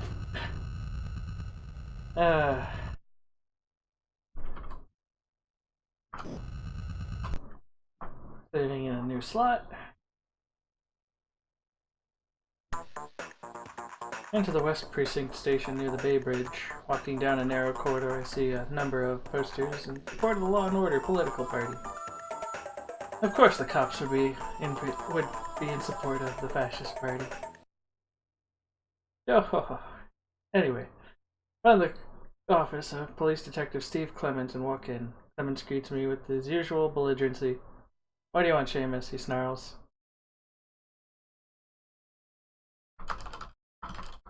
Tell me about yourself. I'm fine, but you didn't come here to talk about me. He's so dull he can't even entertain a doubt. Okay. Another person who had that. Let's see.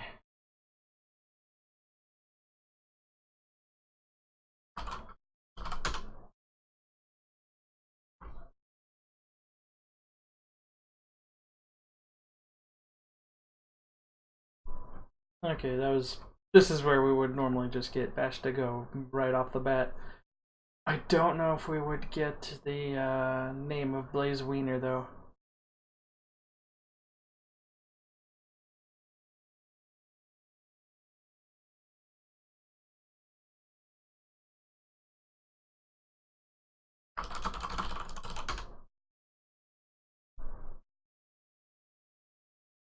Okay, you're not the worst cop. You're a bit scared of the fascist party. Cool.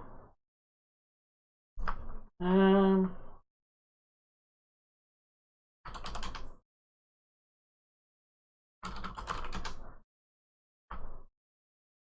I don't suppose you know anything about Gideon.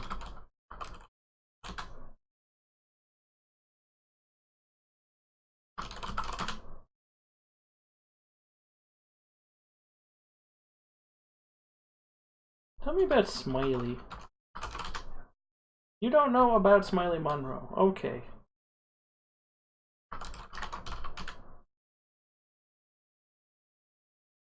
Um.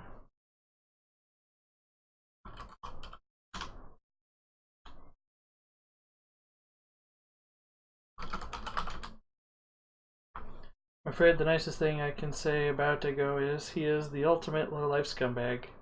You'll find him past the mission district. Okay. That's where I would have got that. And okay, we don't have really anything from that. Okay. Um.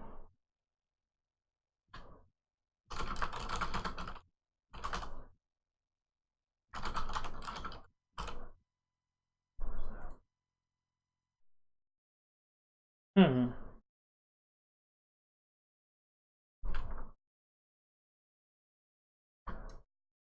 Let's see. Let's check out John Richards. Just so we have a.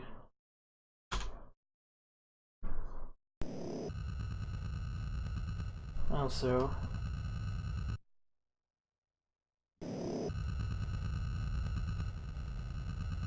Let's see if I can manually control this a little bit and maybe go a little faster.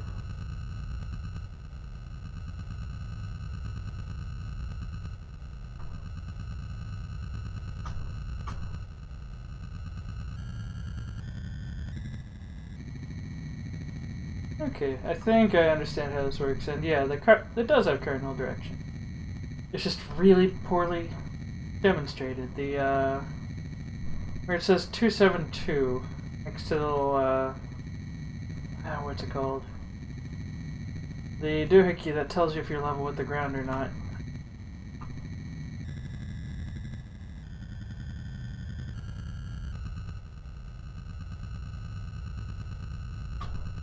Um,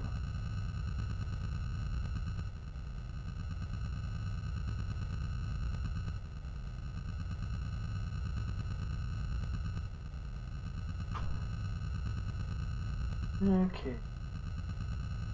Alright, we actually hit the landing pad. Okay, that's actually a little faster. If I didn't hesitate so much.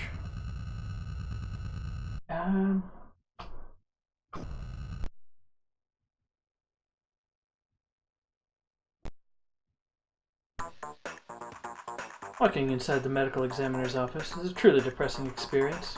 Long, cold, dark corridors and stainless steel utensils everywhere. Gotten so busy down here they've had to install a conveyor belt. Wonder how much longer I've got before the meat wagon brings me here. For my ride down the assembly line. Yeah, for my ride down the assembly line. John Richards, the ME, meets me in the examination room. It's pretty strange, but it would take someone who's pretty strange to do a job like this.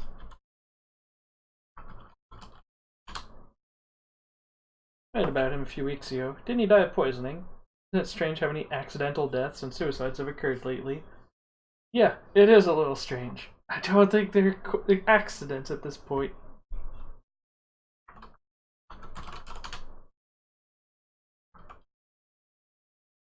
Okay, those are not...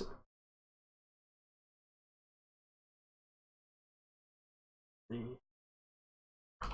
don't think you know anything about this, so...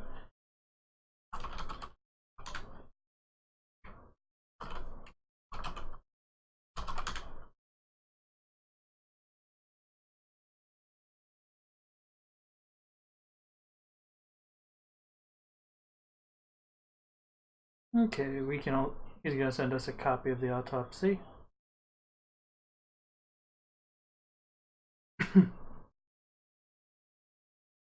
Let's see.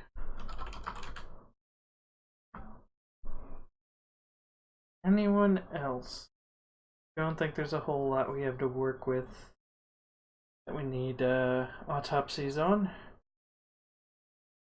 We only have discovered 2 dead people at the moment. Maybe if we come across more, we can talk to you some more. Oops. Sorry for wasting your time. Oh, here comes a fax.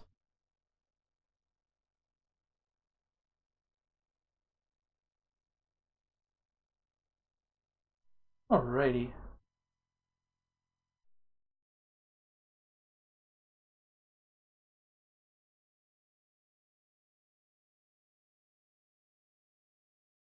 Okay. Yeah, body was cold as ice.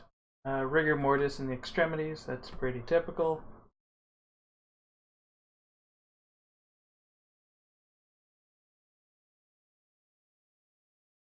Small burr hole in the skull indicates recent surgery. Structure at base of brain intact. Neck shows massive damage to spinal cord caused by severe impact. That does not sound like suicide. That sounds like getting hit in the back of the skull. Or rather, getting hit in the back of the neck. And then pulmonary system is purple and shows large amount of blood and frothy fluid in the chest and stomach. That sounds like internal bleeding. And death caused by massive shock and drowning. That sounds fishy. This doesn't quite add up.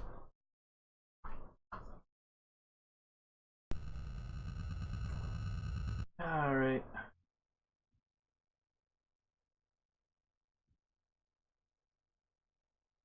Let's see, where to next?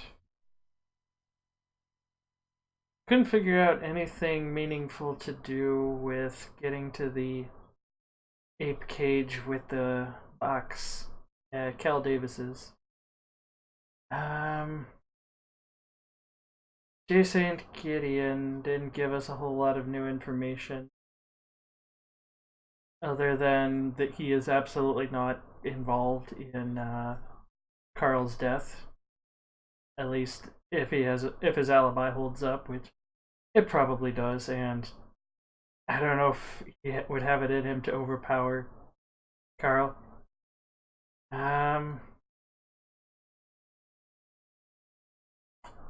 Let's try maybe David Pope. I mean, John Klaus seems to be like the top of our list, but David, yeah, let's check out Klaus.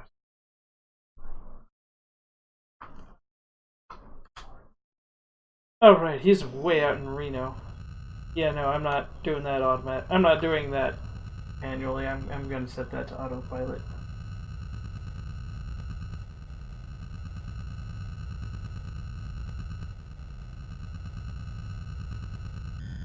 But yeah, the number where it says 063063, that seems to be the degree on the circle that you're facing. And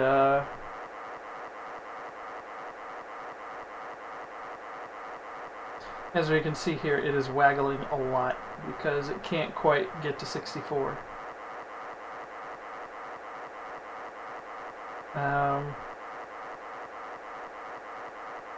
And the yellow dot, I think that's just the direction that you're headed. Yep, right here. And yeah, the map is just gray further out east.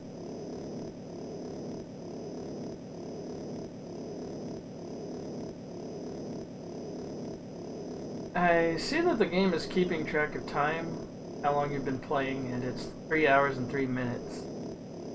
I don't know if this game's on a time limit.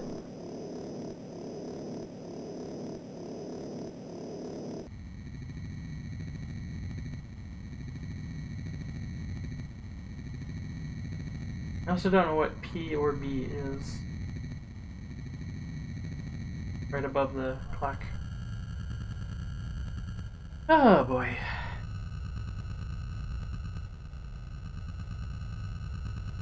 Not entirely clear what is above the glove box either. To the right of it looks like it's... Not sure either. I'm also curious where the video phone is. I don't see it. Oh jeez.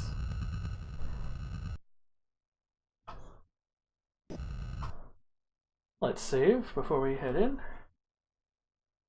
Does not seem to be their combat zone. I arrive in Reno at a small office complex. The building is fairly new, being designed in the post-nuclear period. Okay, yeah, things were nuked. I walk in, I see a gray-haired man, about 50, sitting in a large table. Professor Klaus? The man looks up with a shocked look. How did you find me? He says, it's my business, finding people. Give him my credentials and background on the Linsky case. Ah, what actor does that look like? I want to say the guy who played the $6 Million Man? Might just be the hair and kind of bland outfit.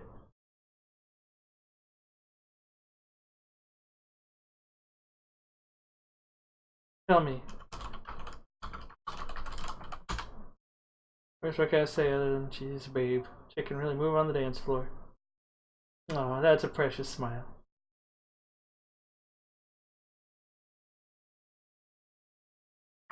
I'm glad you have nice things to say about Dolores.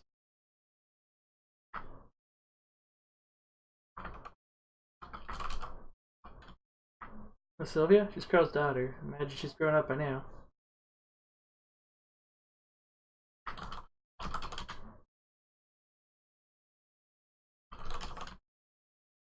Oh, right, that's the examiner.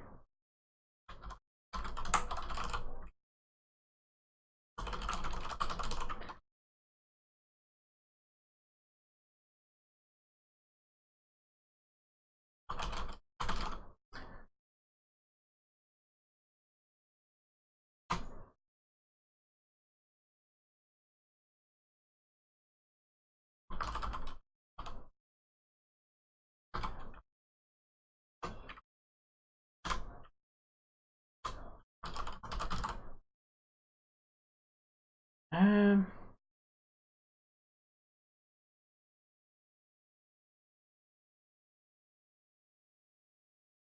trying to remember what I was going to ask him. Coming back, Carl Linsky. Used to work together, but we had a falling out over Miss Lightbody. That chicken, took her away. Trying to get in touch with me, but he wouldn't return his calls. Sorry to hear about his death.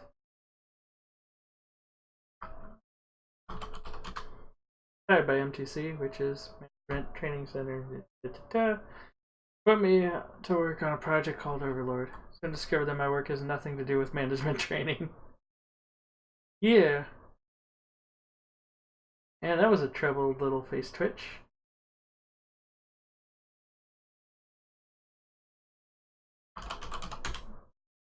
Well, that Overlord was a project designed to enhance an executive's mental capacity and performance. As the project progressed, I grew suspicious. Started asking questions, I was threatened.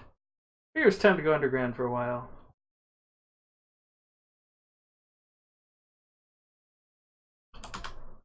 Given a Nexus terminal, a pass card, and a password by MTC to work on Overlord. This allowed me to access the central computer.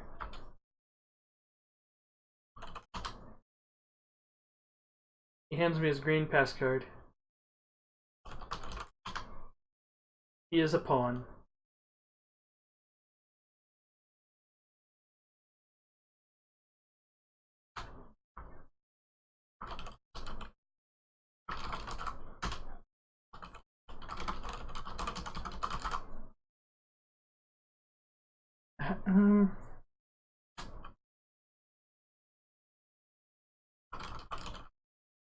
You know Aaron Sternwood.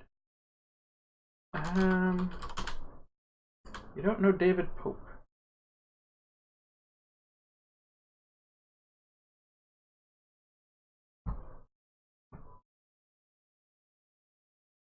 It would look like David Pope might have been a dead end, and you were intended to go after John Klaus from the sounds of it, because Maurice Gribble was a dead end.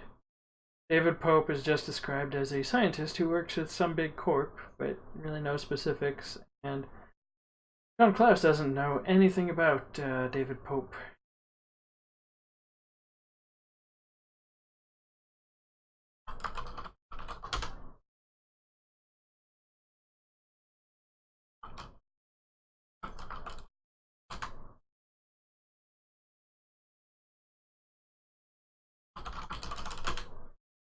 I don't like him, but what can be done? They have as much right to express their opinion as anybody.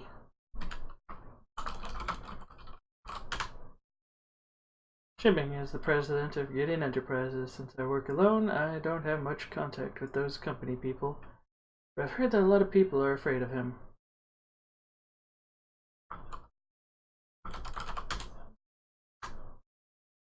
Tell me about Blaze Wiener. Damn.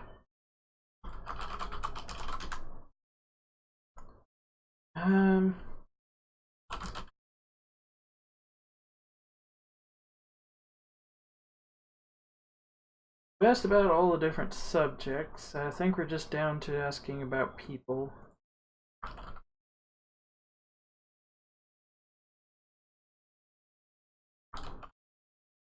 Okay.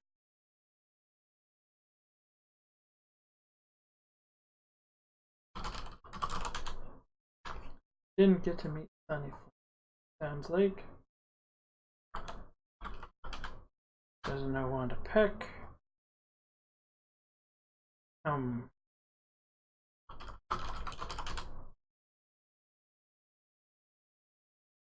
Out of curiosity. Okay, I figured.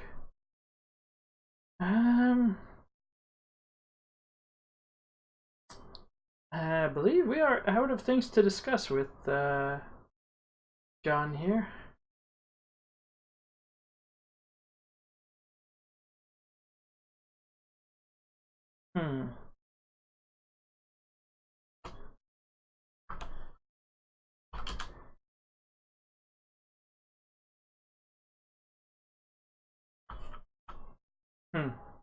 I think we are out of topics to speak with you about.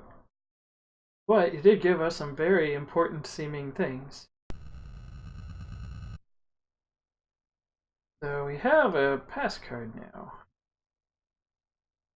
I don't think we know much about, yeah, it's a Nexus computer pass card.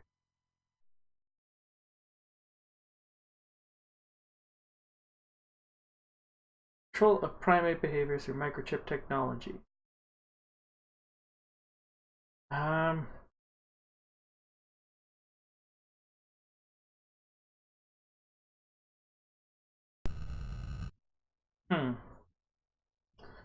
have a feeling we have to do something with the ape to get the box that's in its cage.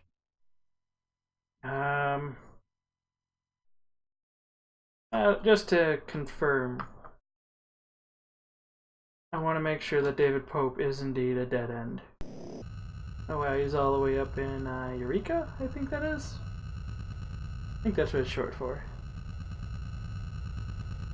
But, I just want to make sure that David Pope is a dead end.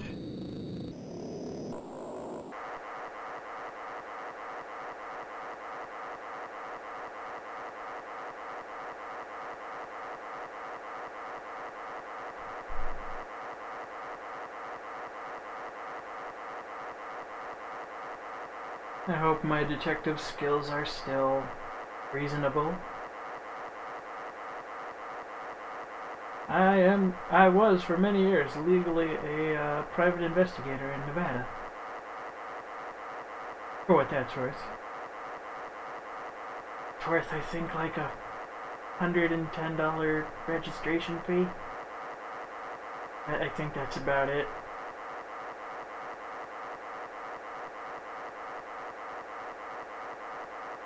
It's still something really snazzy, you can tell people. Like, I am a legitimate private investigator.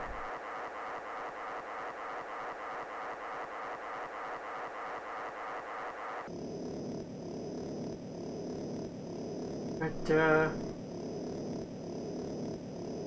private investigating is honestly about as easy as they make it look. You just have to have a, moderately sharp mind and, be able to put together patterns and evidence, and granted, the context I did it in was mostly for undercover mystery shopping, but that's a discussion. Not really relevant to what's going on here.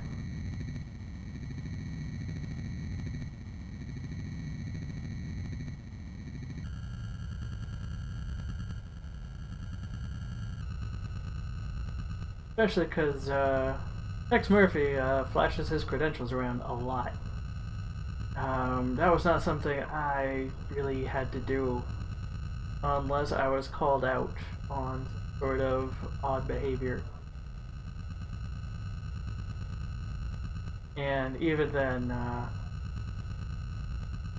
oh, Amber here.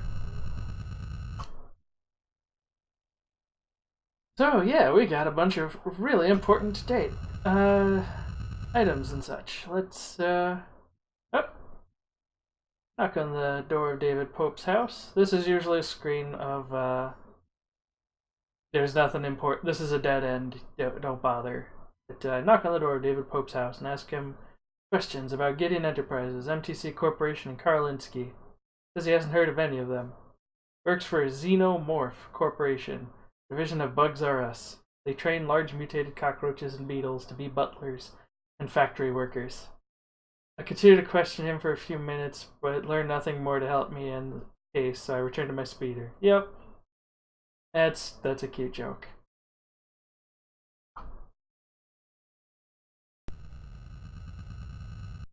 Alright. So, David Pope is indeed a dead end.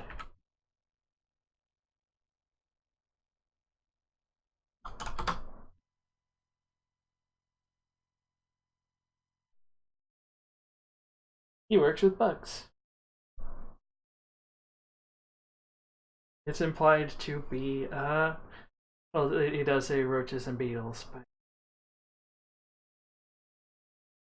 And yeah, I believe all of the gray area on the map is just like desolate nuclear wasteland, and it seems ironic that California is one of the only states spared of atomic annihilation.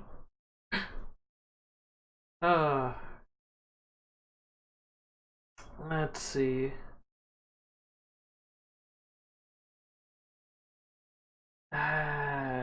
Maybe we had to talk with Ron Meat about Larry Hammond about something. Let's quickly do that. 4525. Back to San Fran. Here we go.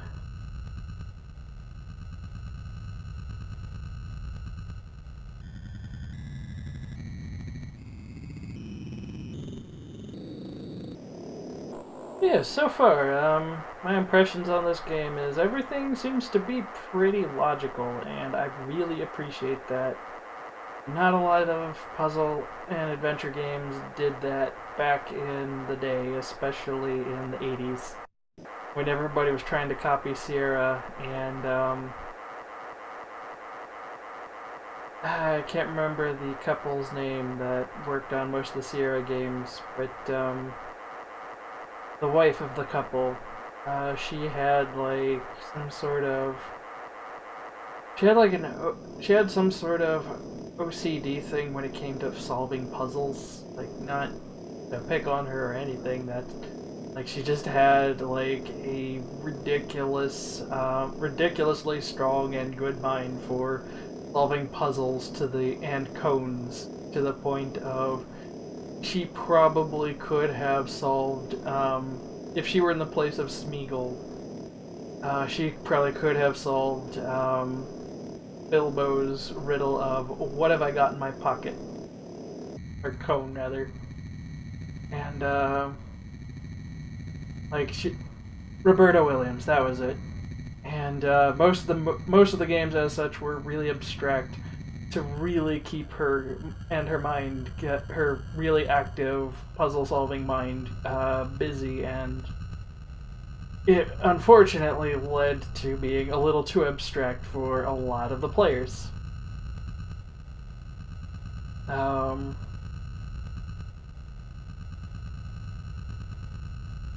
And as such, it really hurt a lot of adventure games that were around at the time.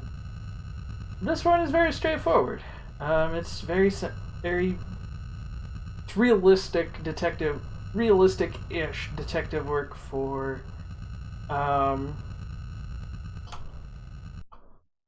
game of this era. I think only Police Quest was more realistic, and that one was realistic to a fault. As you basically had to follow like the police handbook to the letter in order to beat the game, and there was nothing more complex than that. It basically just went down the list of all the hypotheticals. Anyway, the base of Coit Tower, I wait for Ron Meat. Finally see him. His radiation burns over most of his face, but he has a nice eye. Too bad he doesn't have another one to match. Come over to the side of my speeder. Here we go, we finally met a mutant. I'm glad. Now, from what I understand of the series, one of the other things they had a lot of fun with was all of the makeup and special effects.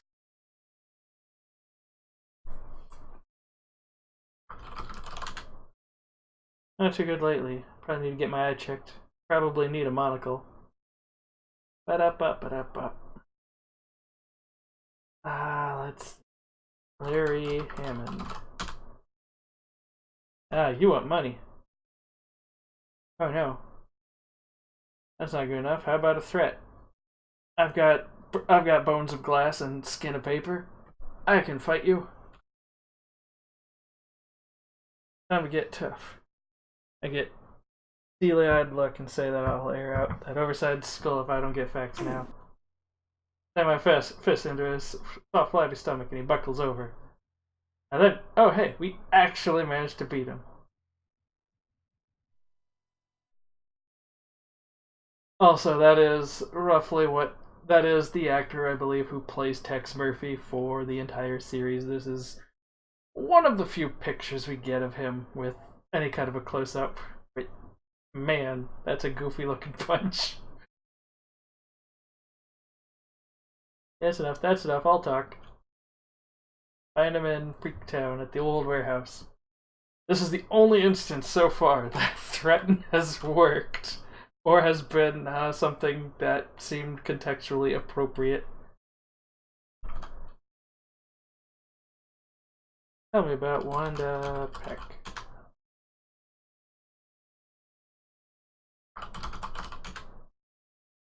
I don't think you have any other information, do you?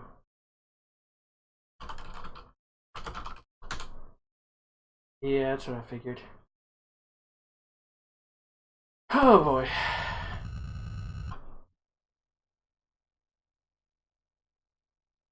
$495.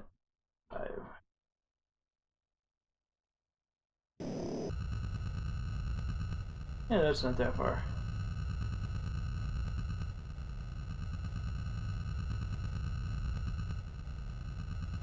Yeah. Just gotta match 255 and go forward. Try not to smash into anything.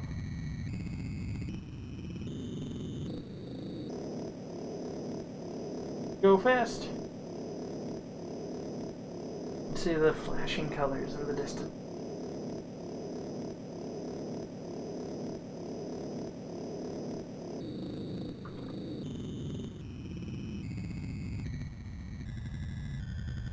Way too fast.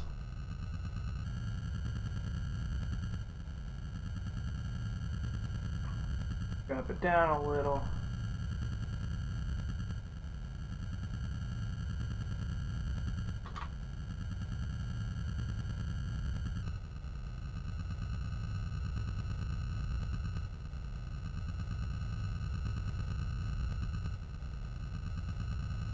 little.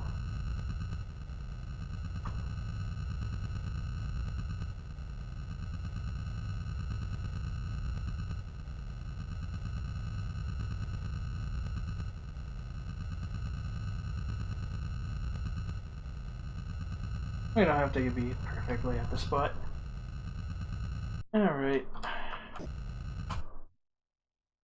Alright.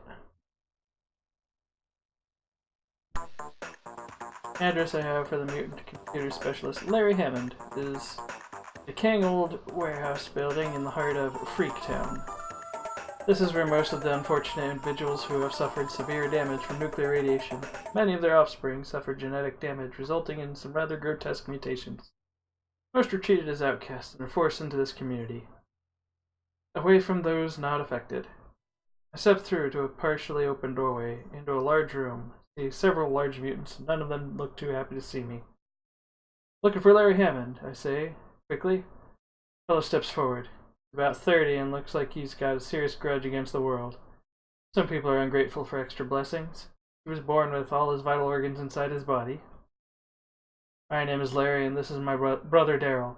Feel free to speak in front of him. What can I do for you? Hi Larry and Daryl.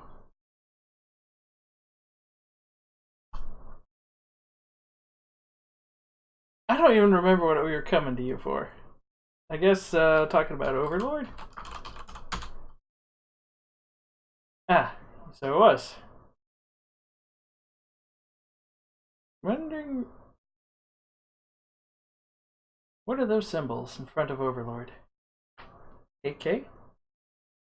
Overlord is the continuation of a project that was attempted in New England 50 years ago and failed. Now with new technology, they're attempting to control the actions of an individual through microchips and satellite transmissions. Okay, that's cool. I designed the Nexus system. There's a main computer and 8 access terminals, but I also built a failsafe into the system. To stop the Overlord project, you will need all 8 passcards and passwords. Oh god. We have 2 passwords and a passcard. Find the location of the main Nexus computer. Insert the passcards into the main computer, and you can initiate the self-destruct sequence. This will destroy all data in the relay satellite as well. Crap.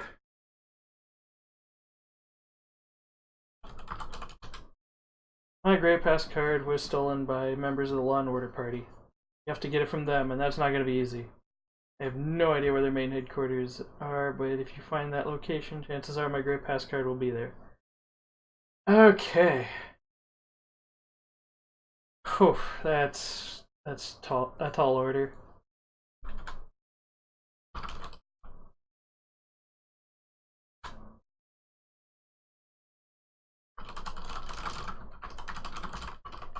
Let's take some notes on Larry here. He is a programmer of the Nexus computer. Tells us how to shut down Overlord.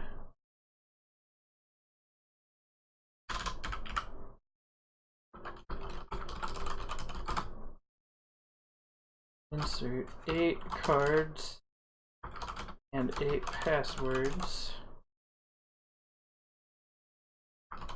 Address. Green.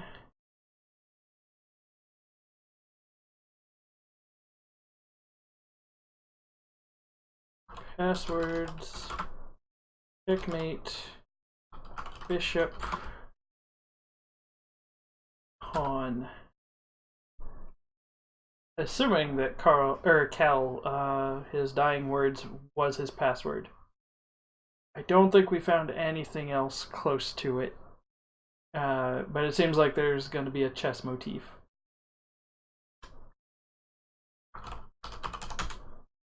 His password is king. Understandable.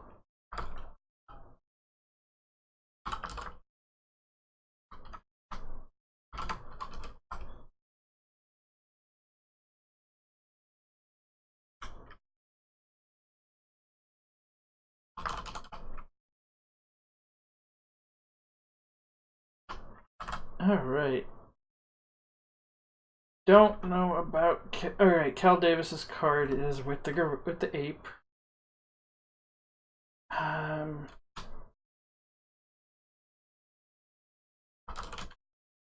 don't know Blaze Wiener.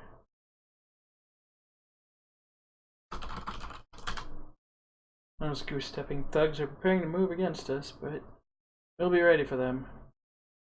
If they try to run us out, we'll take the whole city with us, not... Oh, not just Freaktown. I'm kind of curious what you mean by that. That sounds a bit nuclear. A little bit nuclear. Um...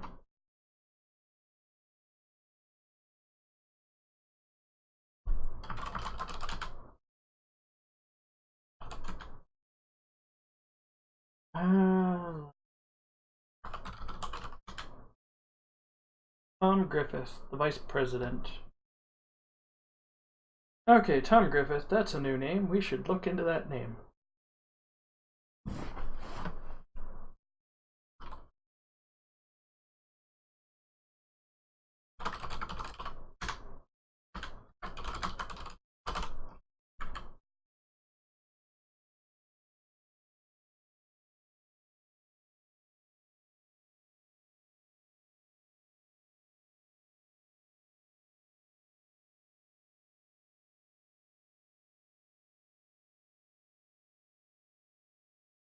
Okay, you do know about Cal Davis. I will ask you about him next.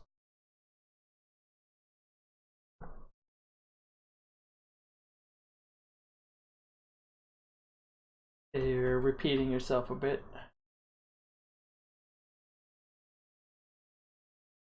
He knows Cal Davis. He doesn't know the names of the remaining 6 scientists who worked on the project. You would start with the counting people like Gideon. Ah, good. We've got a lot of names. That helps a lot, actually. We're starting to run a little bit low on leads for who these other scientists could be. Jerome Milbourne, Ed Bradley, Arnold Dweeb,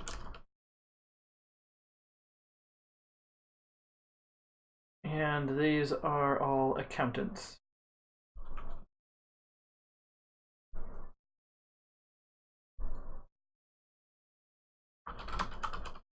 Who's Tom Griffith again? Okay.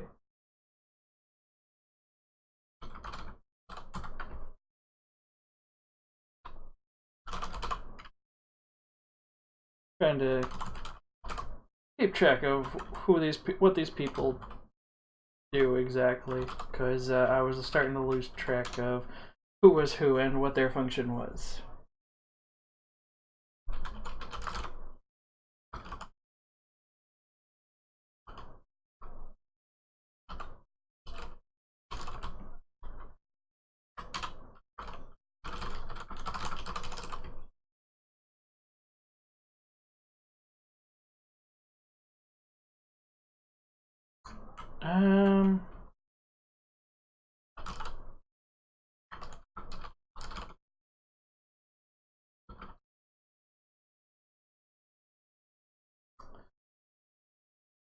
Yeah, Peter Dole is an insurance agent.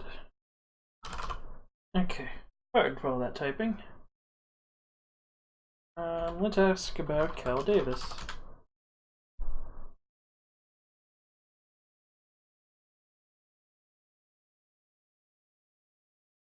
Alright.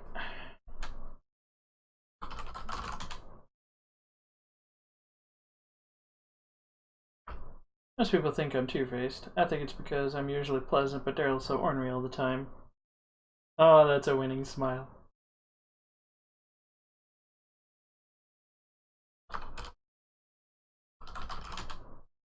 Daryl is my brother, and we're quite inseparable. Ba-da-ba-ba-da-ba. Let's see.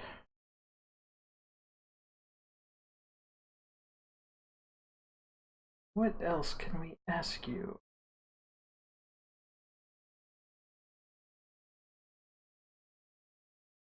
But yeah, this sounds like the optional plot of Shadowrun for the Sega Genesis. Where you basically have to stop a world-ending catastrophe.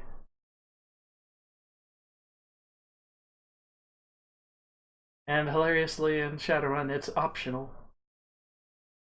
Anyway, let's see. What else might you know about? You don't know about Karl Linsky. Okay, that's fair. Hmm.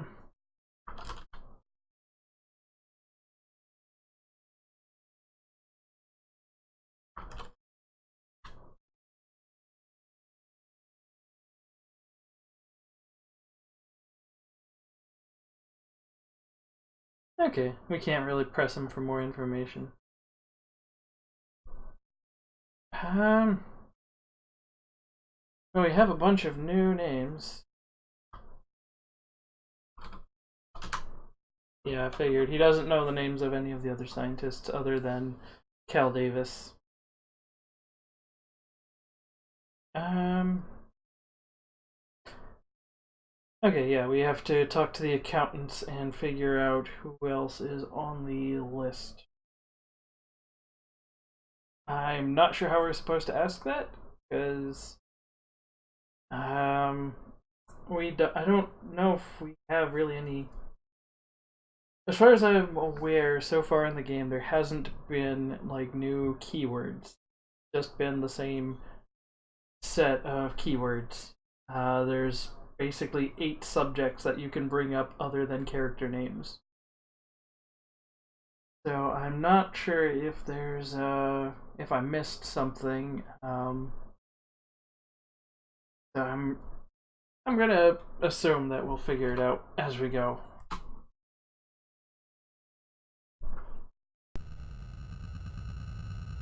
All right.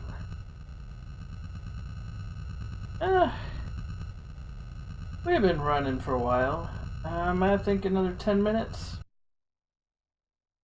Let's see.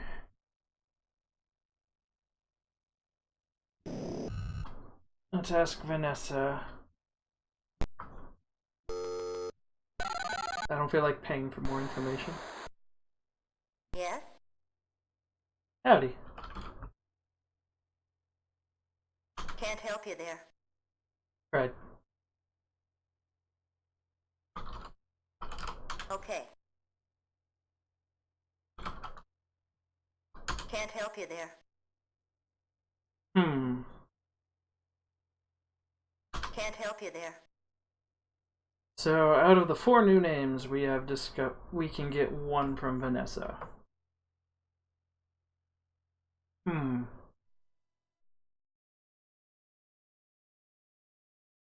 All right then.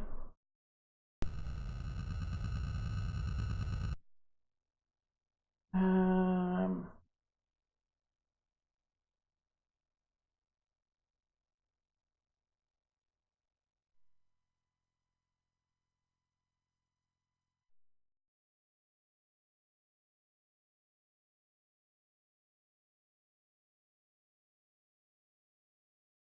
Hmm.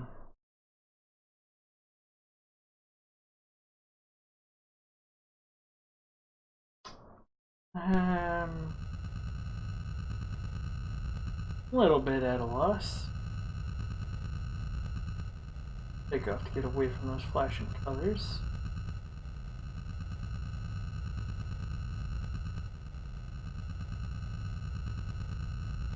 I figure it'll probably be about a minute before we get the facts.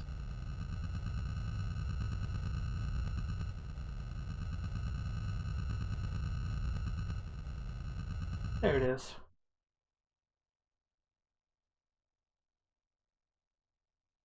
Okay, Jerome Milborn lives in San Fran at 4623.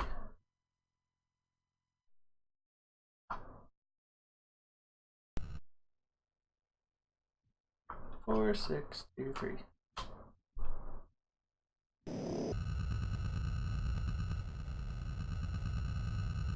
have to be facing 180 degrees from whatever the heading is supposed to be on this goofy thing.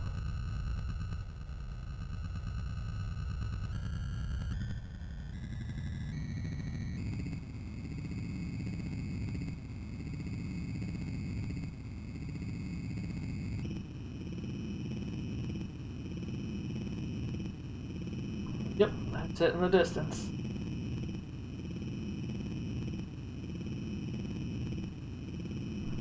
I figure if it's like less than 10 miles, it's probably just worth it to fly manually.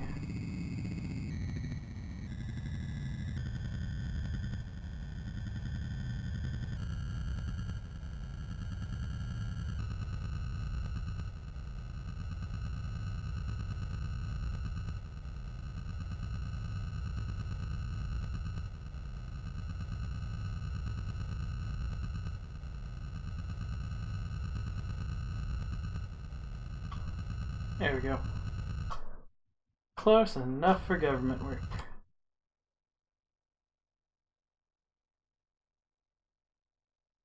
Stand on the sidewalk in front of the terrace condominium complex and look up at the 40-story structure. Joe Milbourne's condo is on the 27th floor. After a quick ride up the elevator, I find myself knocking on his door. Try for a few minutes, but no one answers. Finally, a neighbor next door walks out into the hallway and tells me that Milbourne left several days ago on vacation. Won't be back for several weeks. Thank the guy and return my speeder. Of course, we are going to have to buy the next information, so I think it is now time to, I don't think anybody's gonna blame me for getting rid of the silly, fruitcake gag. We could also probably stand to get rid of the gallium arsenide.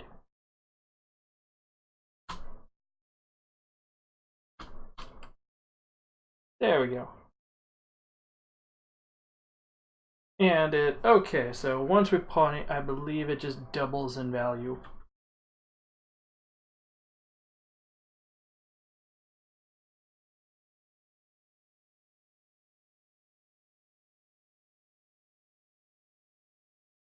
Alright. Well, time to bite the bullet. Let's see how little we can get, how little we can pay and get information.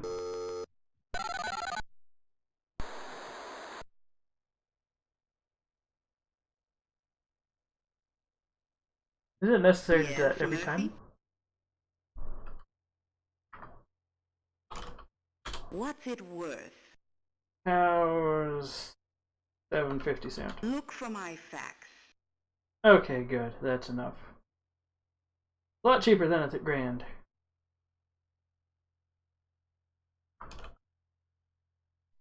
What's it worth? Look for my facts. I'll take it. I'm gonna hold off on Tom Griffith. I'm gonna see if I can squeeze that out of the accountants.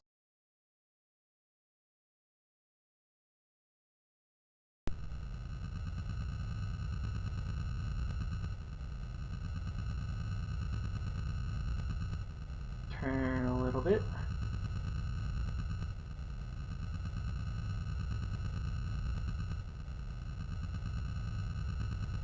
I say, this is a really snazzy flight sim.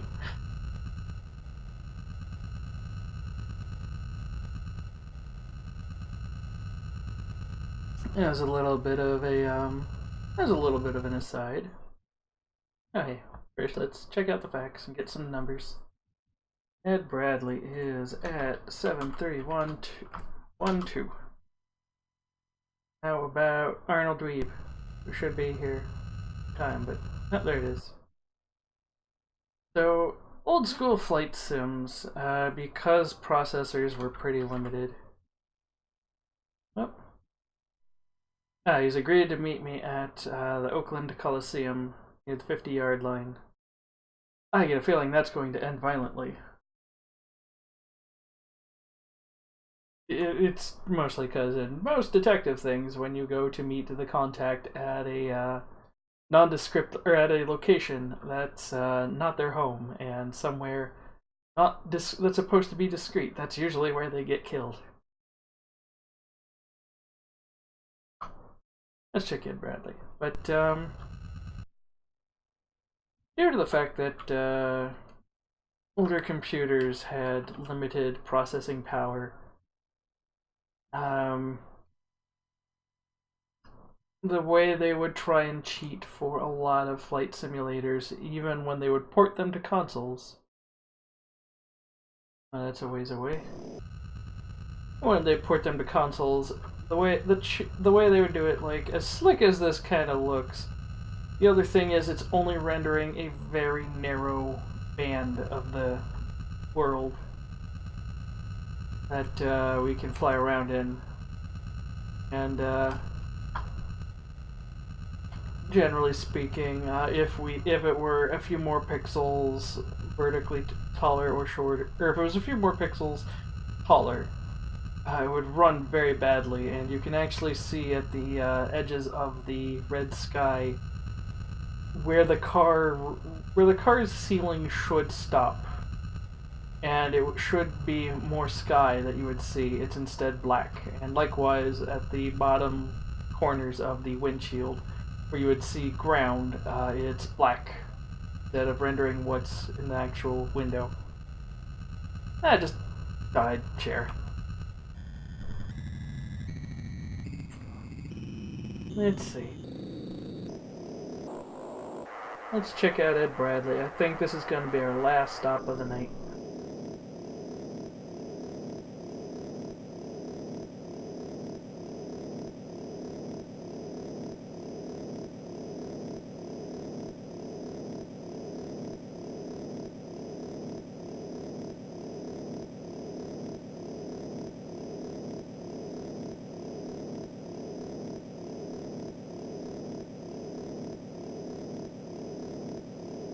I would have pointed to those particular spots, but I forgot to turn on the capture cursor movement.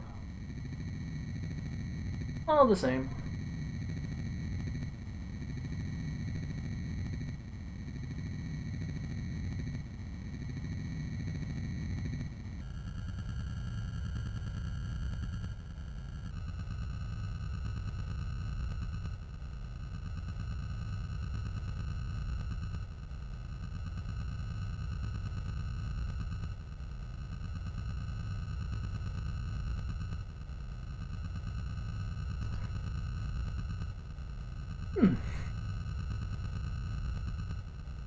Pardon me.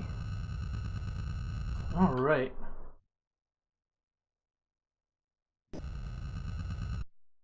Making a new save here. Oh!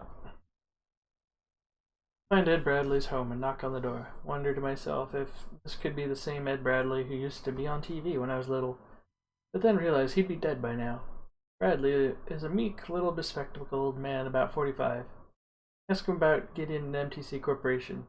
He replies that he has nothing to do with the accounting between the two companies. For more information on that, I must talk to Arnold Dweeb. Thank you for the tip and leave. Okay. So Arnold Dweeb, out of the three, was the only one worth going to, so we're gonna quickly just scooch on over there and wrap the evening up there instead.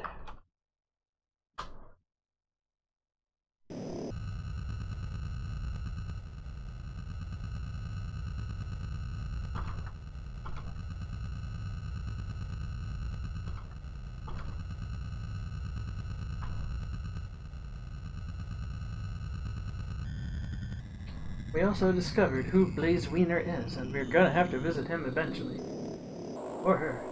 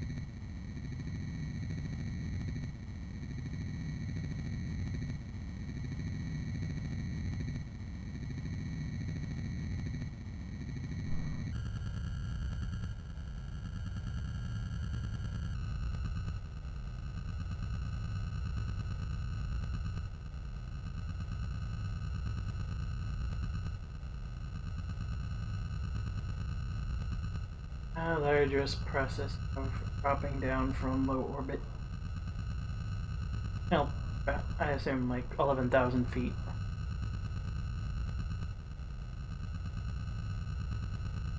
And here we are. Let's save once more and hop out. Here we are at the Oakland Coliseum. Rented for the NPC Corp. Strong cold wind rips off the bay. Made my trench coat clumsy, flapping around my legs. Couldn't even wear the damn thing if it weren't to avoid the effects of latent radiation. Yeah, it's kind of amusing. Arnold Dweeb suddenly appears as if from nowhere. He looks like a #1 weenie. He's the type of accountant my parents warned me about. Oh man, that is such an 80s nerd look. Oh man. He is indeed a wiener.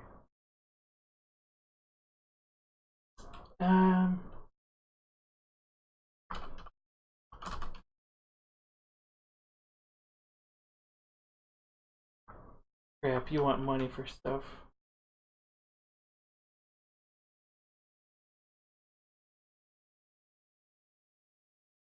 You want a lot of money for stuff.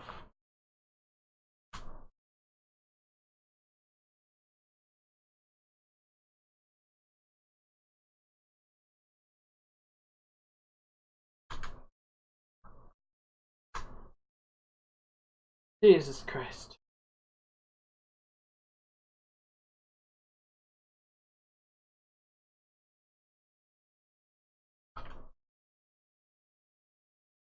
Oh boy.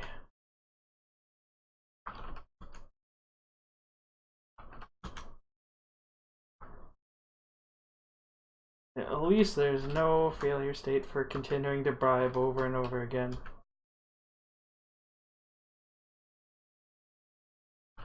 $2,000.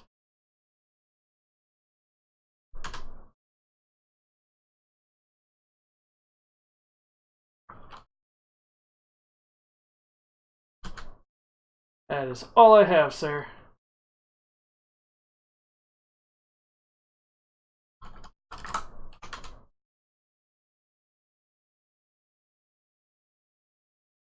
Give me a minute. I need to sell some crap. Oh, this nerd. Oh, this nerd.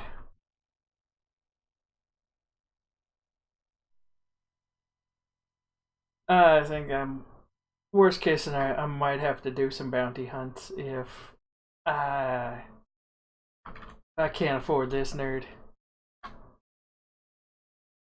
Let's get rid of the fruitcake statue. The oldest fruitcake in existence, worth $4,000. I would have imagined it'd be worth more being as old as it is, but whoo doggy.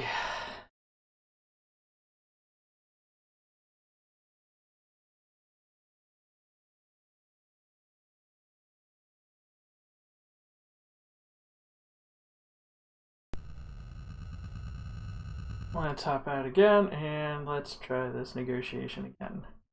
Let's get the little theme song playing again. Tell me about NPC Corp.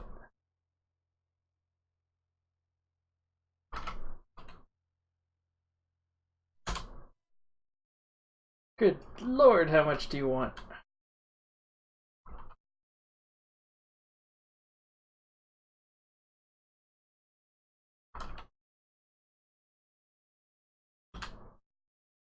Wow. Wow. Here's a list of people who have received checks from MTC.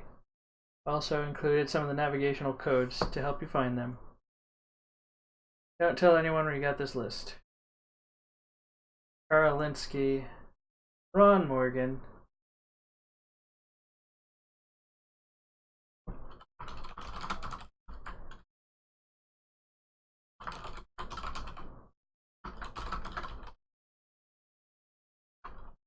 Jorge Valdez.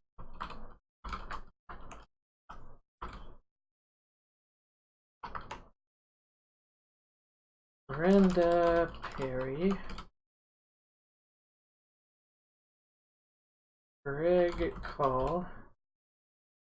Cal Davis. We are no Big Jim. Big Jim Slade.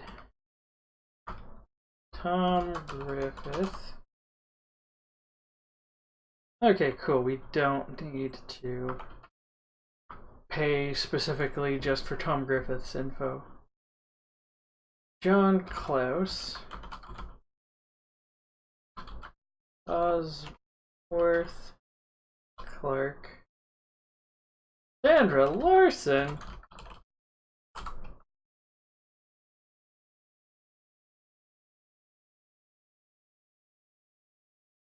These are all people who got checks from MTC.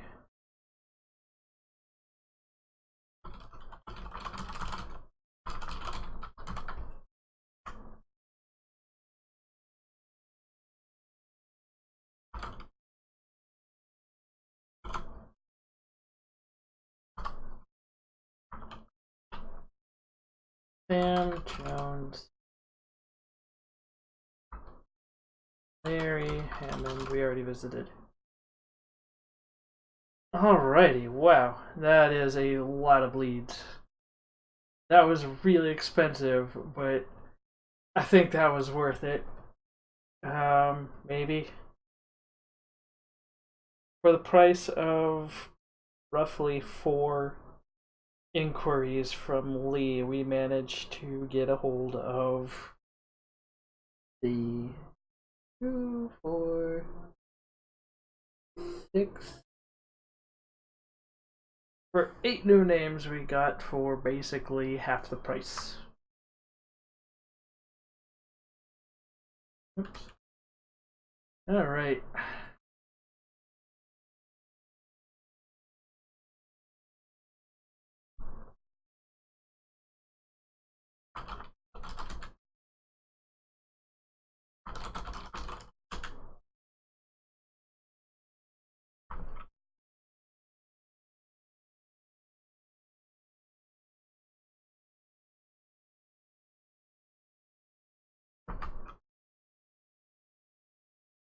I don't know if he's got any information on Law and Order.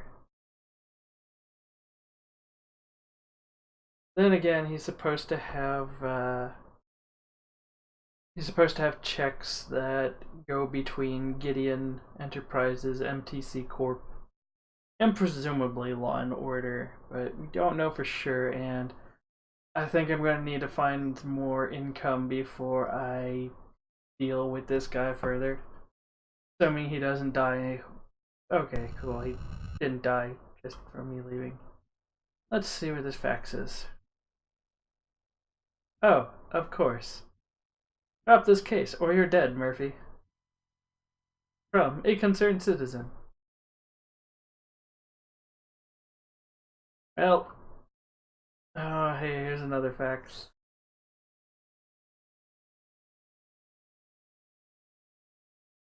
Oh. Okay. Anytime you meet with him, you get that fax. Wonderful. Anyway, we've been at this for a while now. Bit over 2.5 hours. Close to 3. Close to 3.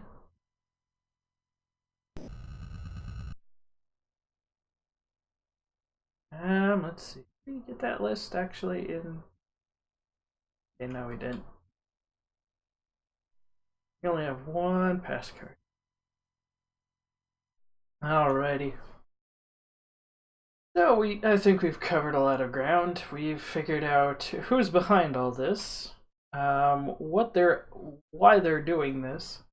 We're mostly just, I believe, at the stage of gathering evidence and proving it's them, and going a step beyond to shut it all down.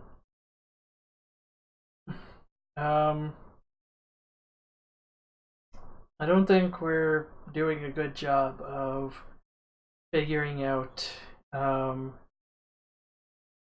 getting definitive proof to basically change the insurance broker's mind, though, on right, I keep forgetting her name.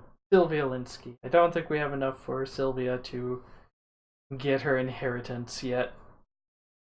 Which is the main reason we were hired on for this, is to get evidence that her father's death was actually not a suicide. Anyway, I think that's a good place to wrap up.